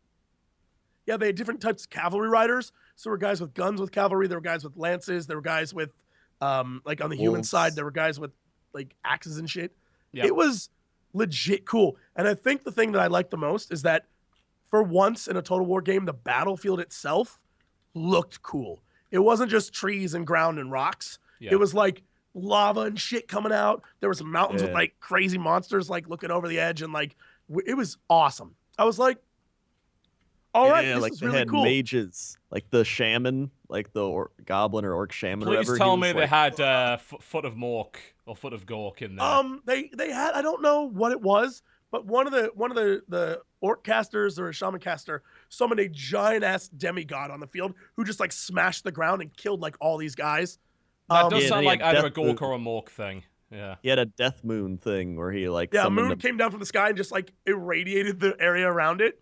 Yeah. One of the best spells in old Warhammer Fantasy was, I believe it was Foot of Mork, where literally a giant foot comes down from the sky and just squashes everything. Yeah, I think that's what it was. He did that. Yeah. Yeah, it was but it was they summoned an actual like the deity appeared and was like, "Brrr." They actually did And all that. these Okay, humans go yeah, that flying. must be what it is then. I mean, I think like having a lot of magic in that game has got to work out because Warhammer Fantasy is very based on that. Like, if you play the Empire, which is the main human faction, if I recall correctly, you have access to at least 4 different types of wizards. There's like grey wizards, high wizards. Actually, I think those are for high elves, but never mind. Bright wizards, and a few other things. Like bright wizards are all fucking flames, fire, burn shit. There's shitloads of different kinds of magic casters in that game. Yeah. Yeah. Yeah, they showed all sorts of different ones. They showed the tanks that humans could have. They're like, he's like, Steam there's only tank, 3 in the yeah. world. Oh yeah, And that's then how he tank, like, killed the tank. He used the foot on the tank and it crushed it. And he's like, whoops, now there's only 2. Empire Steam Tank is a lot of fun. Empire in particular, usually, it's 8 types of wizardry in total, like 8 schools of magic. But the Empire has a lot of really cool siege engines, which I hope they implement that. They've got like 5,000 different kinds of cannons. They've got like organ guns and all sorts, and like hellfire cannons and all sorts of crazy shit like that are really fun. And yeah, that's something they showed off was the wide variety of battalions and divisions and units you could have. Like, they were all different. Every single unit was different, except the humans had like, they all pretty much looked the same, but they had different weapons. But they were roughly like the base like grunts. But the orcs, every unit was different. There were spider riders and wolf riders and like, oh yeah, we have these goblin guys who are with us now. And I think we have they these focused giant... on that because they only have like 4 races. They're like that you could play at the start. Yeah, I'm pretty sure. I think they're doing undead, which I don't know if they're just doing vampires. He said vampires. They're doing vampire counts? Okay, because there's actually several undead factions in Warhammer Fantasy, like Tomb Kings being one of them. They're the kind of Egyptian mummy guys, and then vampire counts. I know they're doing chaos, and they're focusing, I think, on Tzeentch as the god, the bird god, basically. This guy said humans, orcs, vampires, and dwarves. That's what he chaos. said. Interesting. Unless they'll probably expansion that or something. Yeah, because chaos was actually in the trailer. He was like, we got that, and then we're working on 2 big expansions we already got planned, so I guarantee that's probably what it is. All right, fair enough. But it was one of those things that when it was over, I was like, they were like, so what'd you think? And I was like, I really want to know about the other half of the game. Yeah, what you showed me was awesome. I know Total War. I'm gonna spend 90% of the time in the other half of the game. Of course, yeah. So what's that gonna be like? And they're like, well, it's not done yet, so we'll show it to you when it's done. I was like, all right, I'll wait. Yep. So it was cool though. It looked Neat. promising. For Honor, did any of you play? Dodge, did you play For Honor at all? No. I tried to play it with Sam, but we couldn't get in. Yeah, that game didn't interest me very much because it just looked like Chivalry. And when I said that to Sam, he got so offended and was like, maybe Chivalry's really handsome son. And I was like, oh, damn, okay. For Honor apparently that's super pretty gorgeous. personal for him then. Yeah, For Honor he loves was Chivalry. beautiful. So Hinky said that was his favorite game. It looks good. Yeah. It looks like a mixture of Chivalry and Star Wars Battlefront because there's a PvE element to it. Yeah, it also has a little like Dota style where there's a lane where there are grunts that like throw themselves at each other, and you have to hold that middle point, and then you can kill those guys to get sort of like bonuses and stuff. Yeah, and then there's again, capture kind of the very flag Battlefront-y elements. in that regard. Yeah, it was the thing that I think is going to throw a lot of people off is it works off of a block mechanic. Yes. So when you're using your controller, one is to like swing and do things, and the other one is to hold the angle of your sword. So when you're attacking, sometimes you have to hold it at a different angle than someone else, or they'll instantly block it. So you have to know what they're doing versus what you're doing, and it's like if you aren't on the top of your game, it's really complicated. But they give you an indicator for that, though, don't they? Like, it seems much easier than something like War of the Roses or Chivalry, where you've just got to watch the angle of the sword. I suppose with Chivalry, you aim at the sword to block. With War of the Roses, it was a 4-directional block system, but you weren't... Yeah. You had to watch the angle of the sword. It didn't have this big indicator that said, oh, coming from this direction, you better move. Yeah. Yeah. And this was, I think it was very easy to figure out, but I can see how it would overwhelm people because we got a tutorial. Before we even played, they gave us a tutorial and was like, go through every step. Before we even learned to attack, we learned to block. Like, that's the first thing they taught you, is how to hold your sword. And I feel like that's going to be the biggest thing because then there's Square was the counter where you would just punch into a guy and he would go like, whoa, and then you could use a trigger and quick strike him. Yeah. And that's one of the things that's what happened at the end, is by the end of the match, 90% of the encounters were who could get the bash off fast enough to then quick strike a guy in order to make him stumble back. So then you could start attacking. I mean, that's how most of the encounters went. I'm sure when the game's out, it's going to be a little bit different because all of our characters were the one class. They said for each of the factions, there's multiple classes, but today you're only playing the attacker from the medieval period. Yeah. So I'm pretty sure our encounters would be much different, but it was fun. It's fun. It's beautiful to look at. The way you can change your armor and customize the paint on your armor was cool. And so some people had my guy had like a mask that had a face, but it was all painted over, like bloody looking. I was like, yeah, that's fucking awesome. Some people had numbers on their face and a cross on their face, and their whole armor changes based on what your mask is or your helmet. It was cool. There's a lot to love there. If you if you said, man, I wish Chivalry was just a tad more complicated, this is probably going to be your shit. You are going to love this. Yo, the dude who was presenting for Honor, he was like A+ quality cane plus voice management going on. Like, he was just so suave and into it. A lot of people were saying he was like Jeff Goldblum kind of voice going on with him. You had a little bit of that air, yeah. He sold that game for sure. It does look good. No doubt about that. I mean, I'll definitely play the shit out of this. I mean, One dev guy the said idea. Mountain Blade is like Mountain Blade a bit. Yeah, it is like Mountain Blade, because I mean, War of the Roses is based on Mountain Blade's blocking mechanics and things like that. So the thing with Mountain Blade is that while Mountain Blade is amazing, it's also clunky as shit. Like, the combat is really clunky and basic, but the idea is solid. So it seems like they refined that. It seems like they made it simpler, I'm going to be honest. Like, the 3-directional instead of 4-directional plus the indicator is definitely a lot simpler than Mountain Blade and War of the Roses, but it does look good regardless. The one thing I think that will make or break this game is the mechanic of fighting more than one person and the mechanic of taking damage. Because you can do it. 1v2, you can do that. You can pull it off if you're very skilled. But 1v3, you're effed. You cannot win that fight. Okay.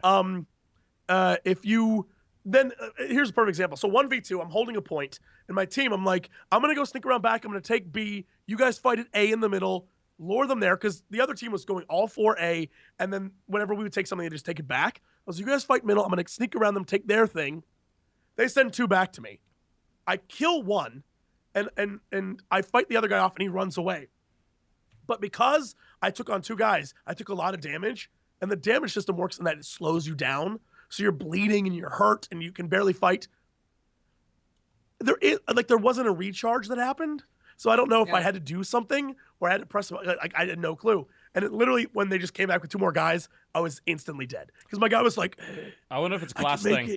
I mean, I wonder if maybe there's a class that has some sort of healing aura or something, and they just didn't let you play that, which is why you didn't have a choice. Oh, I was totally, if you take damage, it's hard to run. It's hard to swing your sword. Like, it's definitely real. It's much, you're not going to be able to do that in real life if you're slashed up. But at the same time, it was like, I really wish I could fight you guys off, but I can't. Like, it's clear I'm better than you, but because I'm so damaged, I'm dead. Yeah. I was like, all right, well, thanks for that. But I had a lot of fun. It was one of the booths that I think everyone playing it was like, oh shit, that was cool. So, yeah, it seemed to be the impression of most people. I mean, certainly when I saw it on stream, it's like, okay, I'm interested. Let's see what you got. And then I saw them half sorting. I'm like, oh, interesting. Yeah, I haven't seen a game that's done that before. It's very, very polished. Good animation quality, great graphic style, and just a little bit of silliness. It's like, hey, let's have Viking, Samurai, and Knights. And you can already see the expansion possibilities there. Just like Chivalry did with Deadliest Warrior. Why not? Yeah. What else do we see, Crendor? I played a game called Drawn to Death. It's yeah, I saw that last year. What was it called? It's very garish, that game. Drawn to Death. It's a free-to-play PS4 shooter arena game where the art style is it's it's kind of like it's trying to look like what you might see somebody doodle in their notepad, like yeah, like all of the characters are like weird demons and things, and like all of the words that pop up are like, you know, when you would try to make your letters look really rock and roll and cool in your notebook and things like that. It looks like it's supposed to be like just things that a dude would doodle in high school.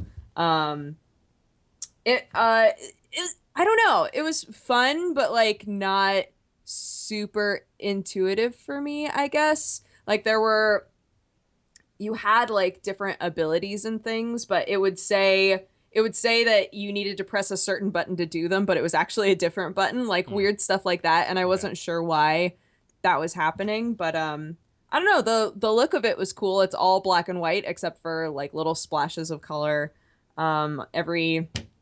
Everybody has their own like big abilities, and there's lots of different dudes that you can choose from and stuff. So it was fun. It's a David Jaffe game, that one, actually. The guy behind God of War and Twisted Metal. So certainly got potential just based on the pedigree of the designer. Yeah, it's a fun game. It's pretty straightforward. Just like, I just thought it was weird that it was like, you need to press this, and I'd press it and it'd be like, no, the other one. I was like, what? But yeah, they would just like launch you down. It was cool. Though the one thing that I always like is when you respawn in a game and you can choose where you respawn. So like they'd show you the full map. You'd be like flying in from the sky, and they'd show you the full map, and you could choose where you wanted to spawn there. So that was kind of nice, so that you wouldn't just show up in the middle of a big old thing and die immediately again, you know. The one thing I couldn't figure out is how to heal. Other people were healing, and I was like, I don't know how to heal. And again, it might have been my character. Like, maybe my character couldn't heal for whatever reason. I was like a demon thing, so I don't know. But yeah, that was a fun game that like no one was playing, which really surprised me. Oh, I know. We played the Division. Oh, yes. We did play the Division. That's right. The motherfucking Division. How's that game? I mean, like Tom Crendor, Clancy. you talk on it. It's if you've played Rainbow Six or like, you know, any of those Tom Clancy games, it has that same feel to it. And what we did was third like person cover based shooting. Yeah. It is exactly. super cover based. Like Yeah, it is mega ultra cover based. And I think it's a little confusing because the mode that we played, it was like Teams you're of going to two. capture some stuff, you're versus people, but you also need to capture a point so you can extract out of the area. But at the same time, you don't want to shoot anybody because if you do, you become a rogue agent, and then everyone can kill you now. I don't know what the hell was going on when I was playing. I was so confused. I was like, I'm going to throw down a turret. You guys have fun. And my turret would just shoot anything, and it'd be like, you killed an agent. I was like, but he's not on my team.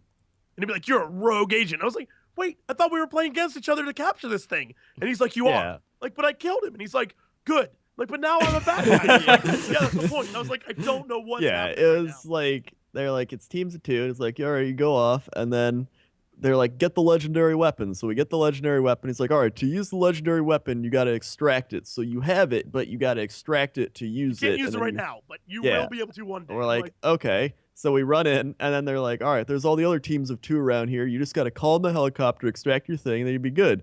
And I'm like, all right, so you can attack the other people. And he's like, yeah, but like if you do, it'll be bad, but it's good.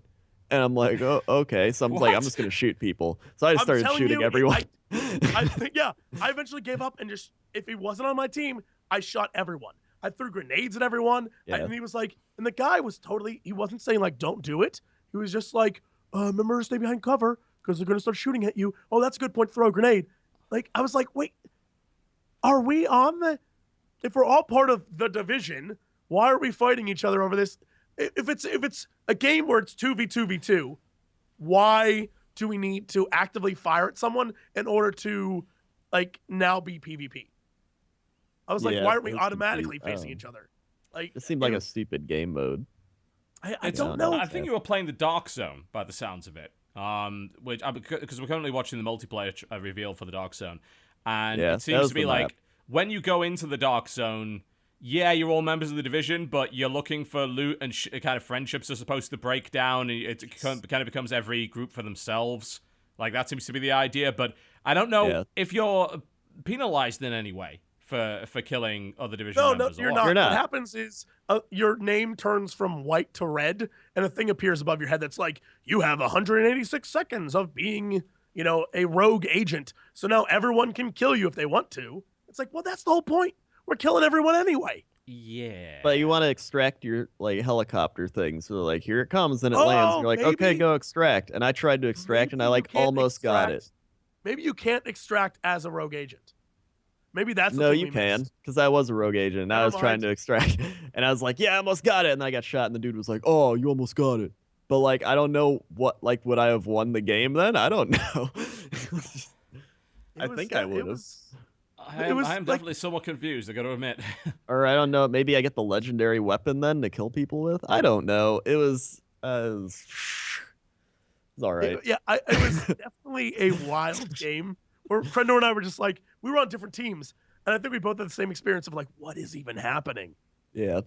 I mean, mechanically, it was fine. It was a cover-based shooter. It played well, but like knowing what you needed to do, I had no clue. Zero clue. I was like, okay. I'm going to have to watch that video again with the narration so I can figure this game mode out, because watching it silently, I don't have a clue what's going on. Yeah. Not a clue. So it seemed all right. Like, I don't know if I'd want to play it, but it seemed like okay. It's one of those games where I'm more interested in what the story mode is than any of the side shit. Like, I bet the story mode's fun. Playing with friends would probably be fun through that, but the rest of it, I'm like, I don't give too many shits. Yeah. Sniper 3 Ghost Warrior, or Sniper Ghost Warrior 3. Yeah, Sniper Ghost Warrior 3.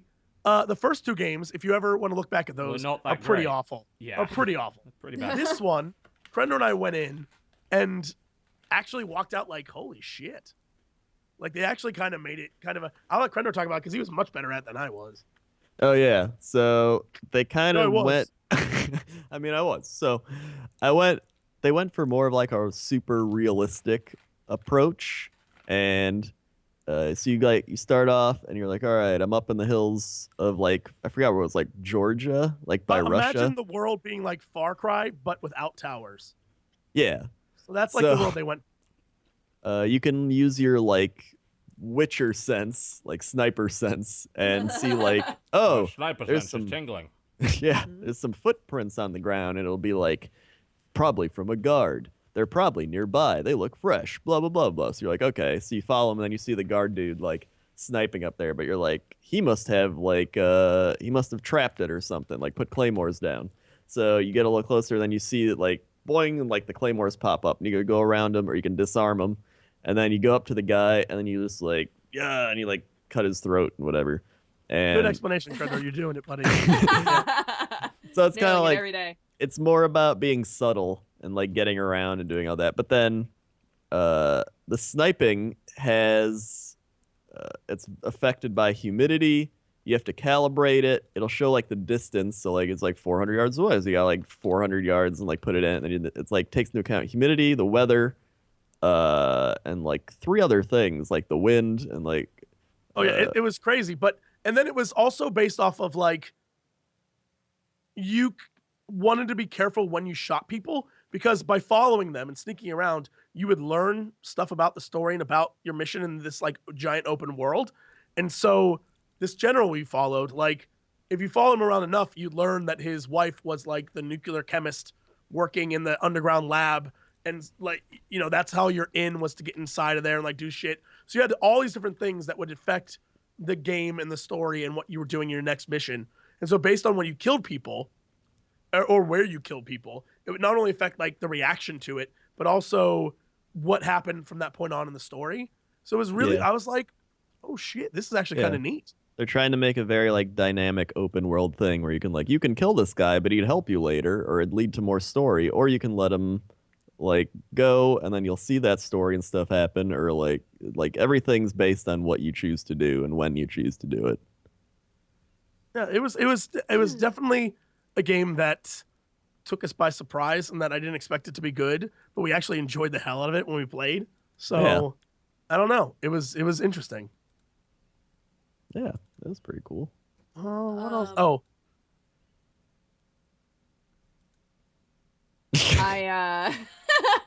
Go on. I forgot the other Nintendo one is Mario Maker. I got to play around with Mario Maker a bunch. I don't know if Jesse and Crendor did, but I have zero interest in Mario Maker. oh my I gosh, saw it. it's so fun though. Like, I had no interest in it until I watched Nintendo World Championships, which I think is true for pretty much everybody. Watching the championships and watching people like try to do these crazy levels that someone had concocted was just like, Yeah. nope.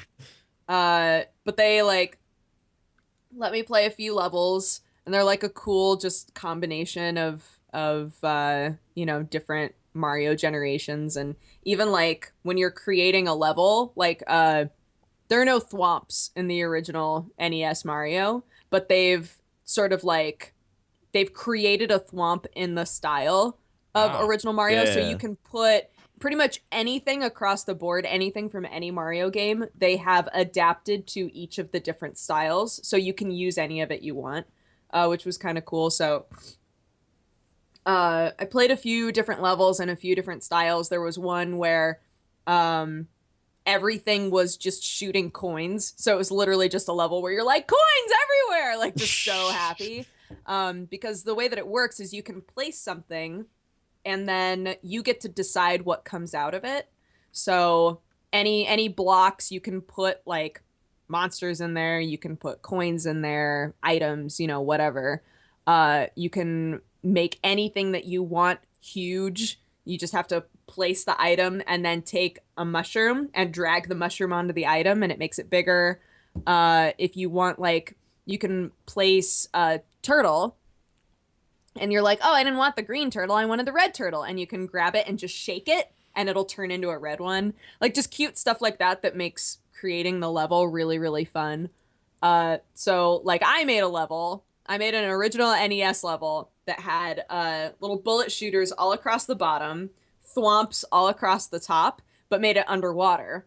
And I was there with AJ from Random Encounters. He and I were making levels for each other and then trying to beat them.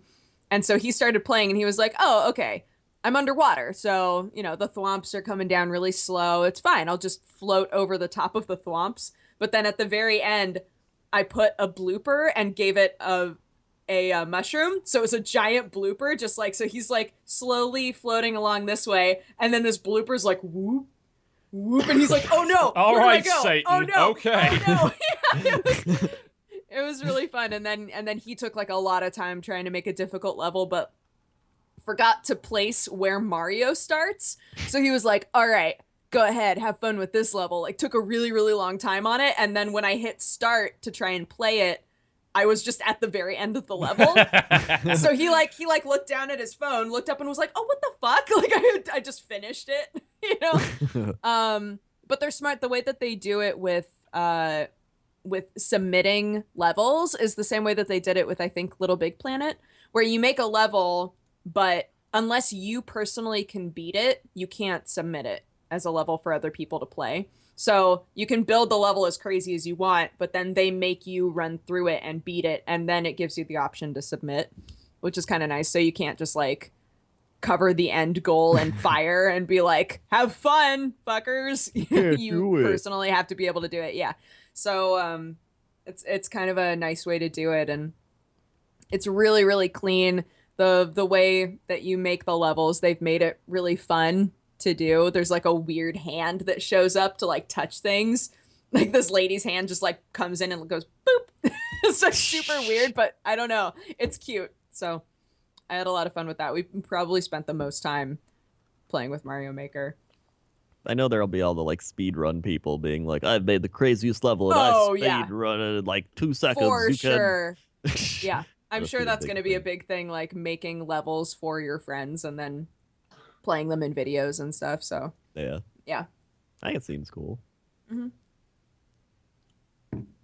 Yeah, the World Championships I think were like the best way to start off E3. because the hype was so legit. People were like really, really loved watching it. I was like screaming at the TV. It was cool. Yeah. What, Jesse?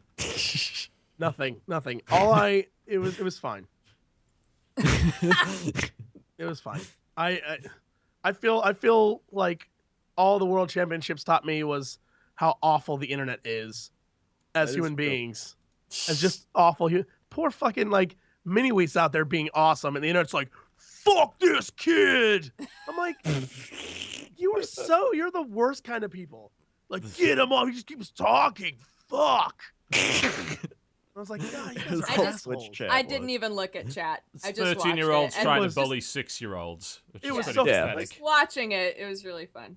So. Yeah, Mini Wheat's sitting there being all cute. He's like, oh yeah, this is a strategy for this and this and this. They're like, fuck this kid, he's so annoying. And I'm like, I can't handle you, Twitch. You're the worst. Mini Wheat is the cutest little boy in the world, and you're wrong if you think otherwise. I love Mini Wheat. And they're assholes. It's a fucking squid kid game. He's the perfect person to be like, I like this game, it's cute. You're assholes. It's amazing how hardcore people get over Nintendo shit, which is obviously aimed at children. It really is. Yes. It's almost like people get angry at fun things like Hearthstone. Yes, quite. Well, I mean, Hearthstone is a super serious esports game, as you're probably well aware, that's purely based on skill and nothing but. Like, you had a tavern mode that's for fun. I wanted tournament mode to play intense battles against my... Intense dice-rolling battles! Okay, great, yeah. Whatever. Love it. It's like, how dare Tavern Brawl actually be enjoyable? Like, what a terrible decision that was that Blizzard made there. I played Volume. Volume, Mike Bithel's game, yeah? Yeah. What's that all about? It was basically the premise is you're a like futuristic thief, and you're running through it's a rogue game, or like what would you call it? Like it's a stealth game. Stealth. There we go. And you have to sneak around, avoid robots and different things, but you're robbing from these.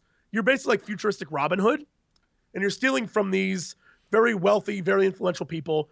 But you have an AI that records it all and then uploads it to the internet. So it's very tongue-in-cheek in that everything you do, the main character and the robot have this sort of silly dynamic where they talk to each other.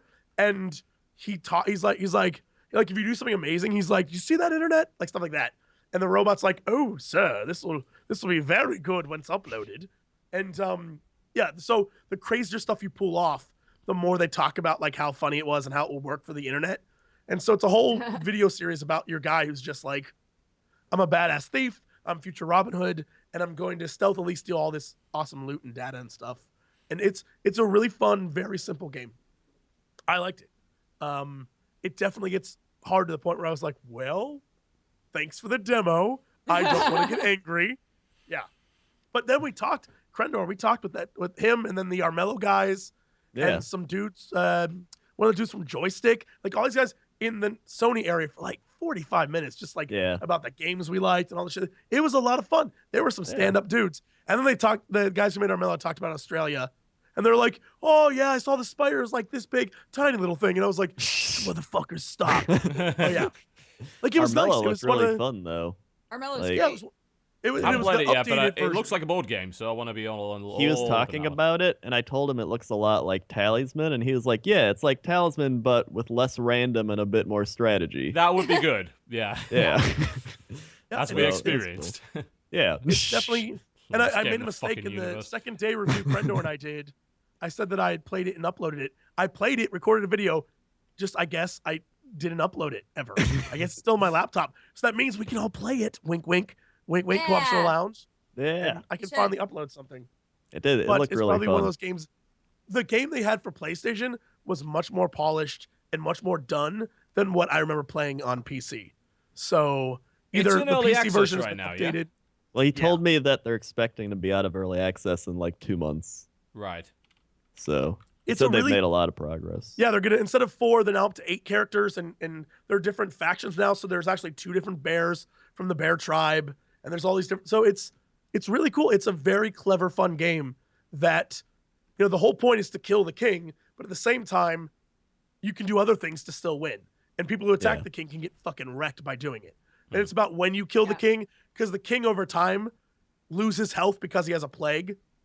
And so as he grows more evil, he grows weaker. So as time goes on, more awful shit's on the board, but the king becomes weaker. And so you have to plan when to take him out. It's a very fun game. I've pretty much only ever done a strength build in that game. I feel like I'd be forced to like make some different choices if I was playing against real people. You know, like I would love to play against a human being instead of whatever the the wolf's name is, whatever the wolf guy, Mm-hmm. he's the best for completing quests. And so every time I play, I play as him, exactly. and I don't even attack the king. I just do the quests, and by the end, I have like 1,000 more points than everyone else. I'm like, screw you, game, I won. Yeah, that's how I always win. Yeah, I'm like, I mean, I would love to try and fight the king, but there's no point because I can just pretty much questline this. But yeah, Armello, like in a row next to each other in the Sony area, which it was crazy. It was Sony had this indie area. It was Armello, Volume, Soma, and then another game that we didn't get to play that was like Gun something. And is it Enter the Gungeon? I don't think so. It might have been. I don't remember to save my life. It was a 3D shooter though. Oh, that's not the Gungeon. No, that's something else. It was really like the Sony. Here's the thing. It was the Sony Europe area. And so everyone there was real fucking cool and laid back compared to Sony like on the floor area where everyone had to stick up their ass. It was crazy. And so this area was so fun. And they had the one where you have to like live through the night because there's serial killers trying to get you. The something Dawn. Oh. Until Dawn. Yeah. I didn't get to play because the line was too ridiculous, but it looked The line cool. was huge for that. I really wanted to play it. It looked cool. Yeah. And it definitely, everything I saw was super tropey of like horror movies. So I was like, all right, this might be worth a play. So it was really impressive. I think Sony had a lot of games that really, I was like, oh shit.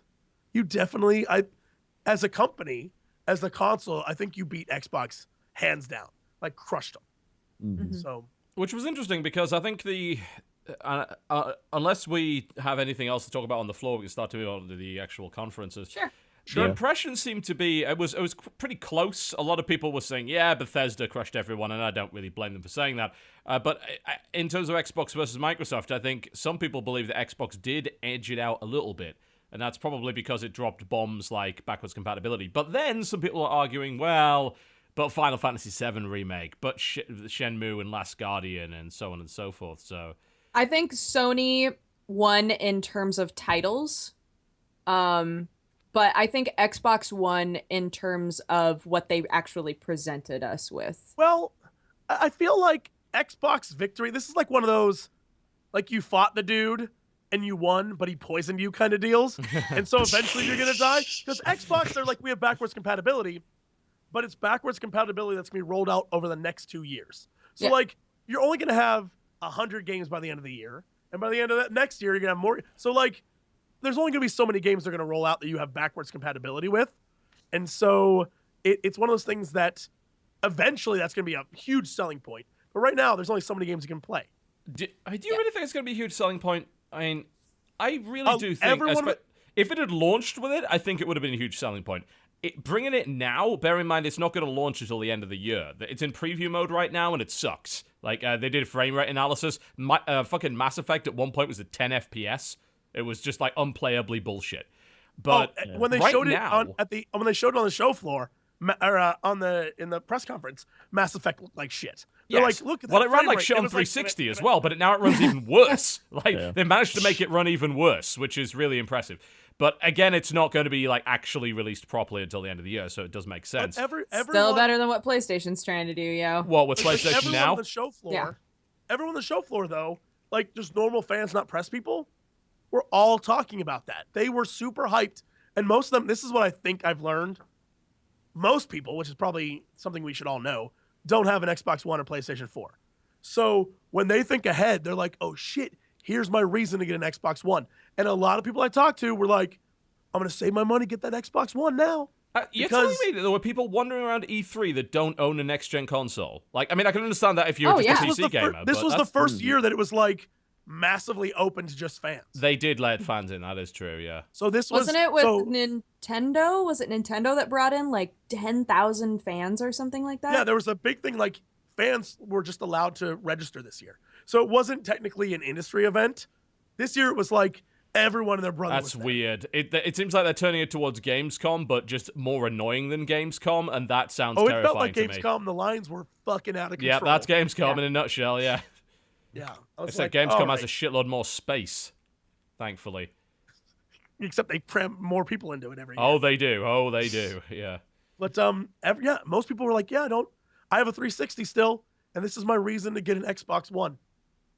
And so I think that's going to be the thing that really what I think it does is it affects Xbox only people more than anything else. It's the trigger that's going to make them get the Xbox One To upgrade, because they feel more secure upgrading, because that means they can actually trade their old system in, and there's I can keep my games and they'll sort of still work. I think for early adopters, most of them either they decided, look, I still care about my old games, so I'm just going to keep them and the system, or they're like, I don't give a fuck, I'm trading everything in to offset the cost of it. So it seems to me, for those people, this would not be like a good value add. Yeah. And I think that's why those people are probably like, oh shit, Sony.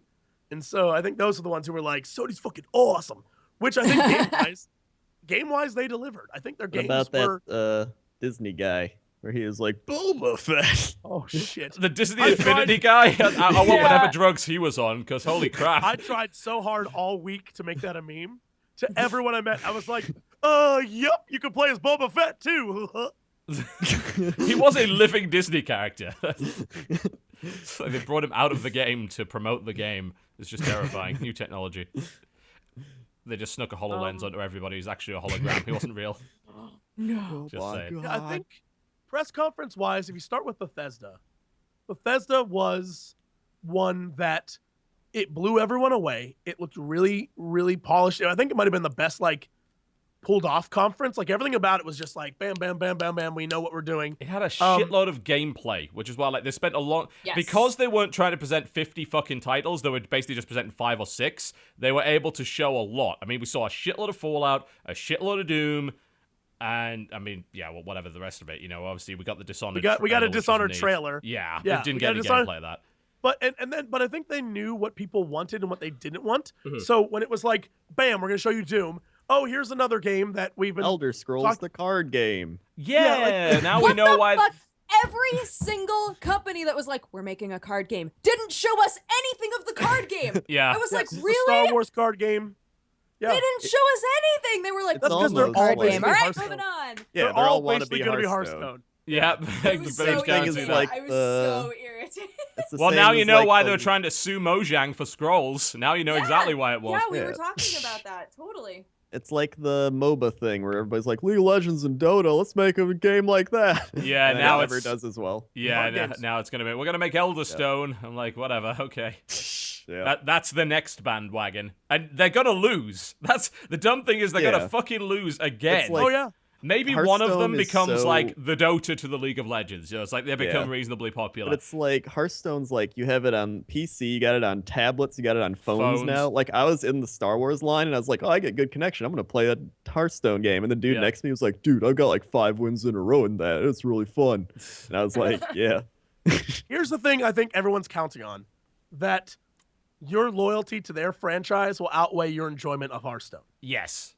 Yeah, because they're like, oh, well, you want a card game, but you like our theme, right? I mean, that's why Star Wars has a good shot, because it's fucking Star Wars. The weird thing is there's about 3 different Star Wars card games that already exist, and I imagine this one's going to be not like any of them, so that's a little bit strange. I imagine people would play the shit out of a Nintendo-themed one, out of things like Star Trek and like any kind of big franchise, that it would probably work for. I'm not so sure about Elder Scrolls. That seems like a bit of a... I'd rather play a Fallout card game than I would an Elder Scrolls game, but they're too busy making fucking Fallout Shelter for that. Well, Elder Scrolls has a lot of, there have been so many games that there's a lot to pull from. Like, you can't really make a trading card game unless you have a lot to pull from. And I don't think that they really have that with Fallout. Not as much. Yeah. I mean, I don't know. I mean, there's as many Fallout games as there are Elder Scrolls games, because there's Fallout 1, 2, Tactics 3, New Vegas, there's then Brotherhood of Steel 1, Brotherhood of Steel 2. But do you think that the world has been developed enough to have... Possibly not. Possibly, because the Okay. interesting thing about, like, Fallout is, like, it's the wasteland. And then Yeah. with Elder Scrolls, like, well, this game's based in Morrowind. This game's based in whatever the Cyrodiil. Yeah, that place. This is on the Skyrim. Yeah. So yeah, I think There's your all point, these races, and Yeah, I here's think all your point's these valid. major characters. And... I think your point is valid there. I still think they could pull it off with both, honestly. People are asking for Warhammer CCGs. There's like 3 of those. I mean, trust me, I own the 40k one, and there's at least 2 regular Warhammer ones. So yeah, but the thing is, none of those are really optimized for actual like tablet gameplay and things like that. So if they were ever to do something like that, they would redesign it. Because the thing about Hearthstone is that Hearthstone threw away a lot of what a Magic the Gathering does. And it made it a better video game as a result. Because Magic the Gathering, every time you do something, it's got to wait for a potential response. Because you can play an interrupt or an instant or respond with an ability. And you've got to tap mana cards to do it. Hearthstone, there's no... when it's not your turn, you can't do shit. Which means the game runs much faster, and the interactions are... You're not held up every 5 seconds. So that's probably the way they're going with it. That's the way that a lot of these games are going to go. They're going to remove that level of interaction to speed it up. The thing, I think, going back to Bethesda... Should we actually take a break, and then we'll come back to Bethesda? Because we are actually on the hour. So we'll come back, and then we're going to be talking about the Bethesda conference and all the other conferences as we wrap up the rest of the show. You're watching the Co-Optional Podcast. Don't go anywhere. We'll be right back. Ladies and gentlemen, welcome back to the Co-Optional Podcast for the final hour or so of the show. All right, let's do the roundups of the conferences. So we're on Bethesda. So let's get back to what we were talking about earlier. Jesse. I think the thing that was most interesting for me about Doom, besides the fact that I enjoyed the hell out of the gameplay trailer, I'm not sure how real it was, but I think the thing that was interesting to me is going away from it. I'm curious to see what the difference is going to be between the footage they showed of multiplayer and the footage they showed of the actual game. Because the multiplayer looked a little more grainy, a little more real, a little more like what I imagine it will look like. And I'm wondering what the final product is going to be between those two. Other than that, if they can deliver on what they said they deliver on and make it frantic and fast and fucking nuts, I'm totally down. Like, I'm down to play that game. But it's all about if they can make that happen. Doom looked really satisfying to play to me. Yeah. But we'll have to see what it feels like when you actually play it. Yeah. I love that pretty much every game since Titanfall has been like, oh, double jumps are nice in shooters. Let's why do not? those. Let's have some mobility for a change instead of just like magnetizing you into the ground. Yeah. I've got a couple of little bugbears with Doom. Just a couple of. It looks good, and aesthetically it looks pretty great. But there's one part of the aesthetic I don't like, and that's why is there a piss filter? Why does everything have this yellow hue over it? It looks like someone peed on the camera, and I don't know why, but they chose to go with that aesthetic, and it does not look great. Here's the thing about Doom, and I'm not the first person to say this, but it's not an original thought. Doom was a colorful game. If you played the original 2 games, Doom is very colorful. Things like the Cacodemons are, of course, red and blue, big, bright, bold colors. And there's no boldness in color here, with the exception of, like, I think it was later on in the gameplay demo. The hell area? Yes, there was, like, one of the big guys with the sort of green plasma cannons. The lighting effect on that looked fucking awesome, incidentally. Yeah. Absolutely lovely, really impressive. But outside of that, I'm like, can we have some color back, please? It doesn't. Right. There's no need to make it kind of look as washed out as that. So that was maybe a bit of a problem I had with it. The other issue that I've got with it is focus on executions, which is obviously nicked from Brutal Doom. So I get why they did that. But it seems like most of your health comes from executing dudes instead of actually collecting. Yeah, it's a reward for doing that. Yeah. I'm not so keen on that. Like, I preferred, the original Doom. Finding health was a challenge, and it meant that the level design had to be good in order to accommodate that. So you had to explore the level and find shit. I'm glad that you don't gain back health over time, at least. Oh yeah, you don't regenerate health. So it seems to me like the idea is just to encourage people to keep fighting, because if you keep fighting and you keep executing, you keep getting health. There's always the risk that turns into I am basically invincible kind of problem. But I guess it's going to depend on how well they balance the difficulty. So I had a couple of little gripes regarding that. I'm a little bit worried about that system. Also, while some people really like the look of the chainsaw, I actually think it sucks. And the reason I think that is because in a game like Doom, when you get out the chainsaw, you ran it into people and they died. Here, it's like it's a little cutscene every time you kill someone with a chainsaw. That gets really fucking repetitive really quickly, and it interrupts the gameplay consistently. So I'm not a fan of that either. I also felt like the plasma rifle looked really unsatisfying. Oh yeah, I agree with that. Like all the other guns, you're like, yeah, that's cool. The plasma rifle's like pew pew pew pew pew pew, pew and nothing happened. You're like, yeah. And then I think they used like a plasma type of gun in the Halo gameplay, and I was like, that's what it should look like. Like you should be seeing shit like blow up from all that, you know? Oh yeah, and But Halo, they for all those didn't people give us that in wondering, Doom. I talked to Sohinki, who's like super strategy, like I love games, and he was like, I love the Needler, and in Halo, they like ruined the Needler after Halo 3, and now in Halo 5, it's good again. So for all you that's Halo good. nerds out there, that's a the thing. Needler. The Needler. The rocket launch looks pretty good. I've got to admit that. That looks like it's nice and powerful, so I don't really object to that. I know they showed a tiny bit of the BFG at the end. Super Shotty looks super satisfying, and it really is just blowing people to pieces. But, I mean, I'm looking at the plasma rifle right now, I'm like, that looks like a Borderlands weapon. You know, that's not what I expect out of id. Absolutely not. It's not what especially out of a game like this, where they're trying to focus a lot on just like doing really satisfying executions and shots and things, and I'm like, why would you have a gun that just looks so lame? Like if you have no visual feedback to feel like you're doing a lot of damage. I don't understand. Yeah, that's something they'll need to improve. On the flip side of this, and this goes, it isn't related to Doom, but except in combat. The last day I managed to play Shadow Warrior 2. Yeah. And the combat in that is just as quick and fast-paced as Doom, but now there are like 70 different weapons you can use. They've changed everything to fit like bigger, less corridory world. There's 4 players. Like they stepped it up a notch, and you can definitely tell. Like I was like, when I played that, I was like, this is what I wanted out of Doom. Like this is what I wanted Doom to be. This sort of fast-paced, like crazy shit happening. Using a sword, and guys are like, every time you slice them, something different happens to them. Because in the first one, they only made like 5 or 6 different cuts. But this one, they purposely went in and were like, we're going to make it so every time you cut guys up, they cut up differently. And I was like, that's something I like. And I think that they might have nailed what Doom was going for. And so when Doom comes out, it'll be interesting to see the difference between the indie developer versus the big-time AAA developer, when they're both doing roughly the same kind of deal. Like a quick, fast-paced, run-and-gun, shit coming at you from all angles. We'll see. Well, Flying Wild Hog have a lot of experience. I mean, you know, they have devs from Painkiller, they have devs from Bulletstorm, and of course, the original Shadow Warrior, well, the remake of Shadow Warrior that they made was fucking great. I mean, I'm not hugely in on the co-op because I always get worried whenever it's like, oh, we're gonna do a co-op FPS. Like, oh, okay, level design's gone out the window then because you're just gonna have big open fields. It's gonna end up turning into fucking Serious Sam if you're not careful.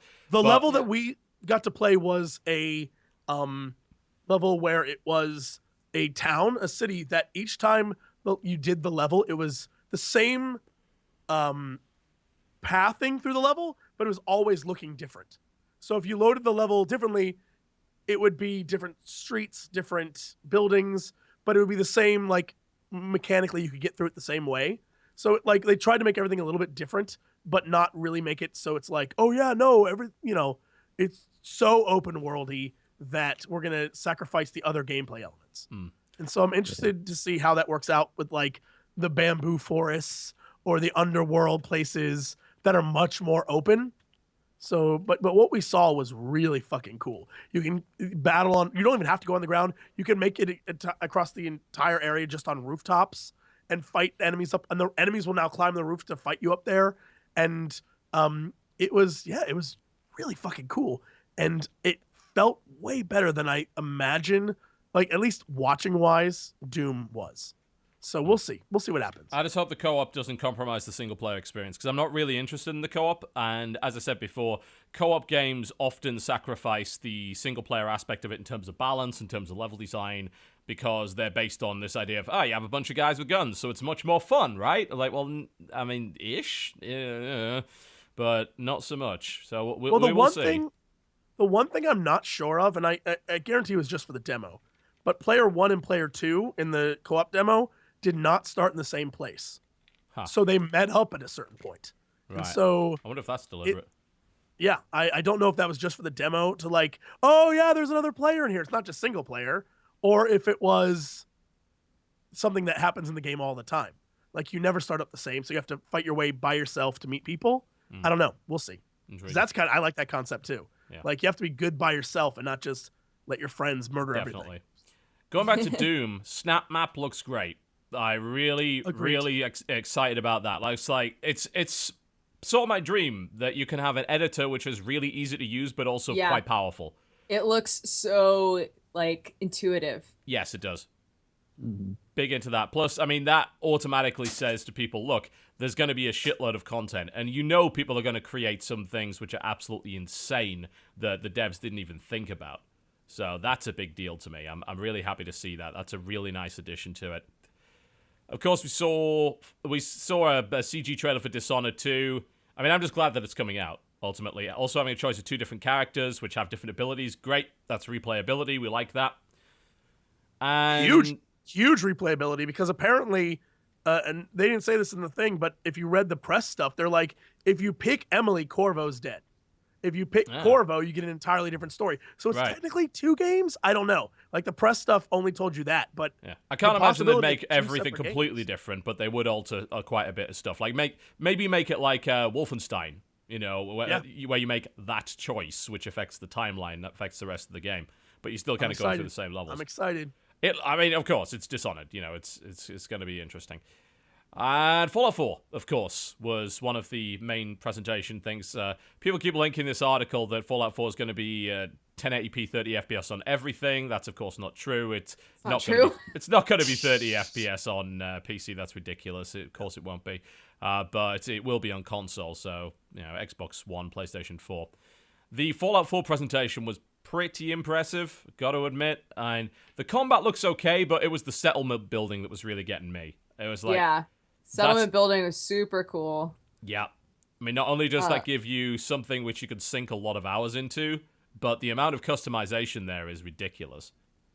I thought it was hilarious that they were like, we don't want to spoil anything about the story, but you're the sole survivor of the vault. And I was like, stop. Yeah.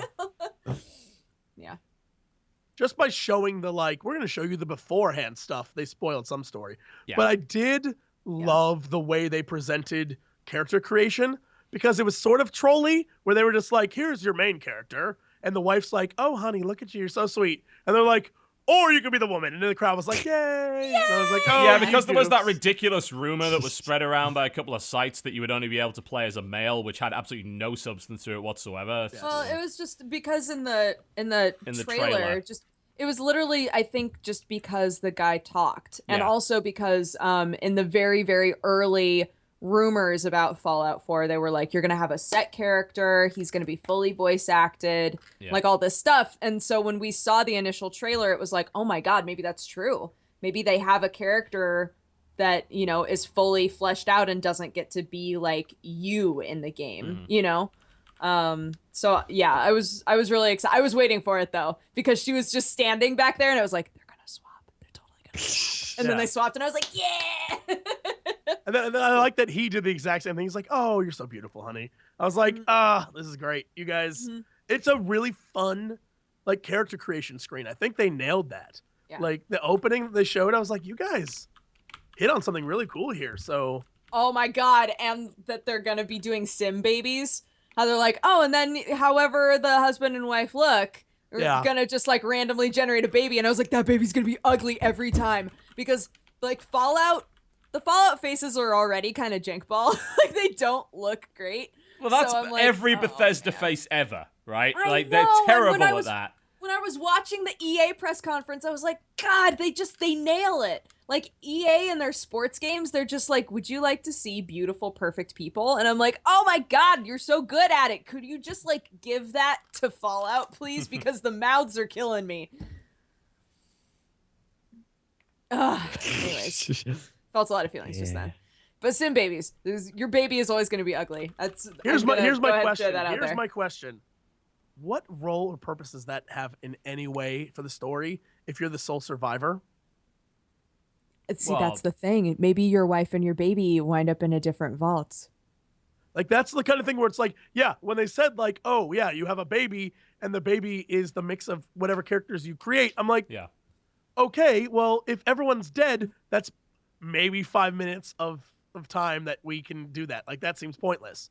But if they just gave away a massive spoiler there, like, oh, yeah, no, your kid's all grown up or some shit, yeah. But it's 200 years in the future. But maybe your kid's a robot. Who knows? So many things. Maybe your kid goes into a vault where they can put his brain in a robot, but the brain is a baby because you put the baby brain in the robot. Chat's got it. The baby's the villain. The baby is the main villain. Yes. Maybe. Father, you left me 200 years ago. He's like all mangled this robot brain. You never loved me. The last level's called Daddy Issues. That'd be great. That'd be so good. Cool, we nailed it. No spoilers. Yep. Here's You are actually the dog. Just want to point that out. The dog is the baby. Oh shit! Really? You're the dog, and the survivor is your companion, and he speaks for you. I thought you were gonna say your survivor. The survivor is your baby. Yep. Good. You're good. the dog. Good. Makes perfect You're sense. actually a kid, but also a squid. You know. Oh God, it's all getting so complex. They're I so do good at love writing that. stories. I like that we got even more. They're really trying to in the opposite way of Doom. They're like, hey, you know how all of those other Fallout games have basically just been poop colored? Here's a really colorful world with lots of different locations and lots of there are some areas that look like the last Fallout areas because those areas still exist. But then there are areas that are very colorful and have a whole culture all their own. And I was like, yay! Like some areas look really cool. It's Boston. That's It's all Boston. you need to know. All you know. I mean, So excited. Flying ship thing. Of course. Why not? Yep. flying guitar ship. Yes. Yes. Yeah. Fallout Shelter, which of course is out. Yeah. I've been playing it constantly. Look, it was as okay the, for as like the resident 12 hours. mobile It- barker. It's me. I agree with Jesse on this. Like, it doesn't have any depth to it. It really doesn't. Like, it's a No, it it's a doesn't. login, push I don't buttons need to that. collect shit game, build stuff, and log out again. Like, you play it for 2 minutes on the toilet. That's what you do. It's exactly It's a what I toilet do. game. Maybe I that's what they started my wanted. vault over because at first I was expanding too fast. And then I realized, oh, it makes a lot more sense to just make like the bare minimum of what you need. Breed your people until you've filled everything out, fully upgrade all of your stuff, and then continue to build. So yeah, like the optimum way to play it is definitely like log in, collect all of your resources, and just leave it alone. Like don't expand until you have to expand. I think that's really the only way for your vault to not fall apart. That would bore me. That would bore me so much. Just like But- log in. You don't have Oh. time to be bored. Jesse, you're literally like boop, boop, boop, boop, boop, close. Yeah. There's no boredom Yeah, time. because you rush your shit until it's too risky to rush it anymore. Build everything you can with the resources you've got. Send some guys out into the wilderness if you can afford to. If you've got the stim packs and the rad and the decent enough weapons to do it, and then you leave, and then you come back an hour later and you do that again. I mean, it's a cow clicker. I mean, for the most part, it is a cow clicker. Well, let's be clear. The best part of the game is the crazy shit your little meeple people do, because whatever the hell they do, it's always like, I had sex with this one girl and got her pregnant. Now I'm gonna go hit on 12 other women, and it's like, what are you doing, bro? That's crazy. But you've got to yeah, do that it's- yourself. Like, they won't do it of their own accord. You've got to drag them into the living quarters. What I did like as well is they have lines if you accidentally drag in someone they're related to. They're like, I'm just here having a fun family time. You know? Yeah. That's just like, oh, okay, oops. Right, Yeah, no incest, all right. Cry posted a picture, like a screenshot from his phone of just like his living quarters with like 5 pregnant ladies in it, and I was like, yo, Cry, put them back to work. What are you doing, Yeah. bro? And he was like, whoa, I could put them back to work. Yeah, they I can was work. Like, I know. Work what are them, you work them. doing? Yeah, I shove mine right back in the radio studio because I have like 3 women with high charisma that I use to breed, essentially. breeding, But then when they're pregnant, they just go right back into the They're not radio people. studio to attract This more game people. does not It's encourage actually legitimate sadistic. people. Yeah. It's horrible. I've got a guy out right now. Tumblr attack TotalBiscuit. Oh, yeah, well, yeah, that's already there. That's already being posted as we speak. It's their problem for having such high charisma. Yeah, they're very charismatic. I got a set of power armor in that game, a legendary set of power armor, because I'm going to be honest, opening Have you bought lunchboxes is boxes? really fun. I It's haven't more bought fun any than... boxes. Yeah, I opened a few, and I got... I think I've had 2 legendary drops, and one of them was a set of power armor. And it's pretty strong. It's like +4 strength, like +4 endurance or whatever. So I have a guy that runs around with an armor-piercing sniper rifle, 20 stim packs, 20 radaways, and the armor, and I send him out for like 5 days into the wilderness, and he comes back with just a sack So of... much shit. It's like, here's 5,000 caps and 20 guns and 20 outfits. I had to expand my storage because he's bringing back too much shit. So, yeah, that's all he just... But, honest, I mean, that game has no depth. Like, none at all. It's nice looking. It's buggy as shit. Like, just... You have people float around the place. The animations break all the time in that game. So that's... Mine haven't at all. Mine have on an iPad. They do almost consistently. So they sort of float around. Like, things on fire, and they just stand there, and then the fire goes out. It's really weird. Oh, man. But, yeah, it's cute. Whatever, it's a free game. It's not a great game, but it's cute. Okay, You don't have to wait for rooms to be built. That's no, nice. which is nice. You still have to wait for resources because you can't just keep building rooms because you won't have the caps for it. Please But stand by. yeah, you show us your vault I'm going to. once it eventually loads. Loading times in that game are actually Thrilling quite high. excitement of waiting for Dodger to show us her phone game. Oh, well, I'm moving over to another Yeah. conference while that shit loads because the loading time is pretty high on that game. Yeah, next one was Xbox, but Xbox pretty much showed you what we've already talked about. You get your Video games. old games, maybe, and you Yeah. get a few indies and Halo. Gears. Oh, and Gears of War, yeah. Yeah, the only kind of cool thing that came out of that was that apparently Gears Ultimate Edition is coming to PC, which means we get to play Gears 1 on PC again, only hopefully not running like shit this time. Yeah, 'Cause hopefully not. The last port was fucking awful, so hopefully Did that'll be a anyone bit when better. they showed the Gears trailer immediately miss the other characters? Like I was like, I'm not interested in anything these characters are Marcus doing. isn't here. I don't give a fuck. I was like, where's if- the coal train? Yeah. Yeah, I was like, if these guys get killed by this monster in this like horror demo, I'm totally okay with that because I just don't give a shit. I was just don't like, give a shit about Gears of War. I never have. Like, it's a chest high wall shooter. Yeah. It's a I good never chest high really wall liked shooter, it. but that is all it It's is. Yeah, it's like it was cool, but I was like, I'd rather play something else. Here we go. See, there's the No. load time of that fucking thing. Jesus. There's my little vault. I was also gathering all my resources. 'cause they That were vault high. looks almost identical to mine. Yeah. Like, it makes no point. There's no point in expanding past this yet. Like, No, there isn't. I haven't used up. And yeah, in my original vault, I was like expanding so fast, and then it was like, you It don't have enough collapses. electricity. Yeah. You don't have enough people running anything to gain resources very fast. So I was like, fuck. Anyways, My okay, happiness hi. plummeted to about 10% because I didn't have enough water and everyone was drinking radiated water. So they were just like, I've got to now produce 50 radaways in order to actually fix this. Aw. I've got to do it manually on Shit. each little fucking thing. So that was fun. man. But yeah, once you get to like a certain balance in that game, you don't even feel like growing anymore. No. It's, Yeah. It doesn't seem like the other buildings are that interesting either. It seems like, oh, once you get this building, it's a nuclear power plant, so you get more power. It's like, but that's it. Like, what's the end that game all? here? It's like there isn't one. Basically, reach 200 people and not die. Yeah. Like, oh god, really? Is that it? Maybe they'll enhance it later. Maybe they'll add new content and a proper end game to it. But as it stands, I'm just like, I'm going through the motions with that fucking thing. What else was in the Microsoft conference that was, of course, the Rare collection looks pretty fucking legit. yeah. Yeah. All over that.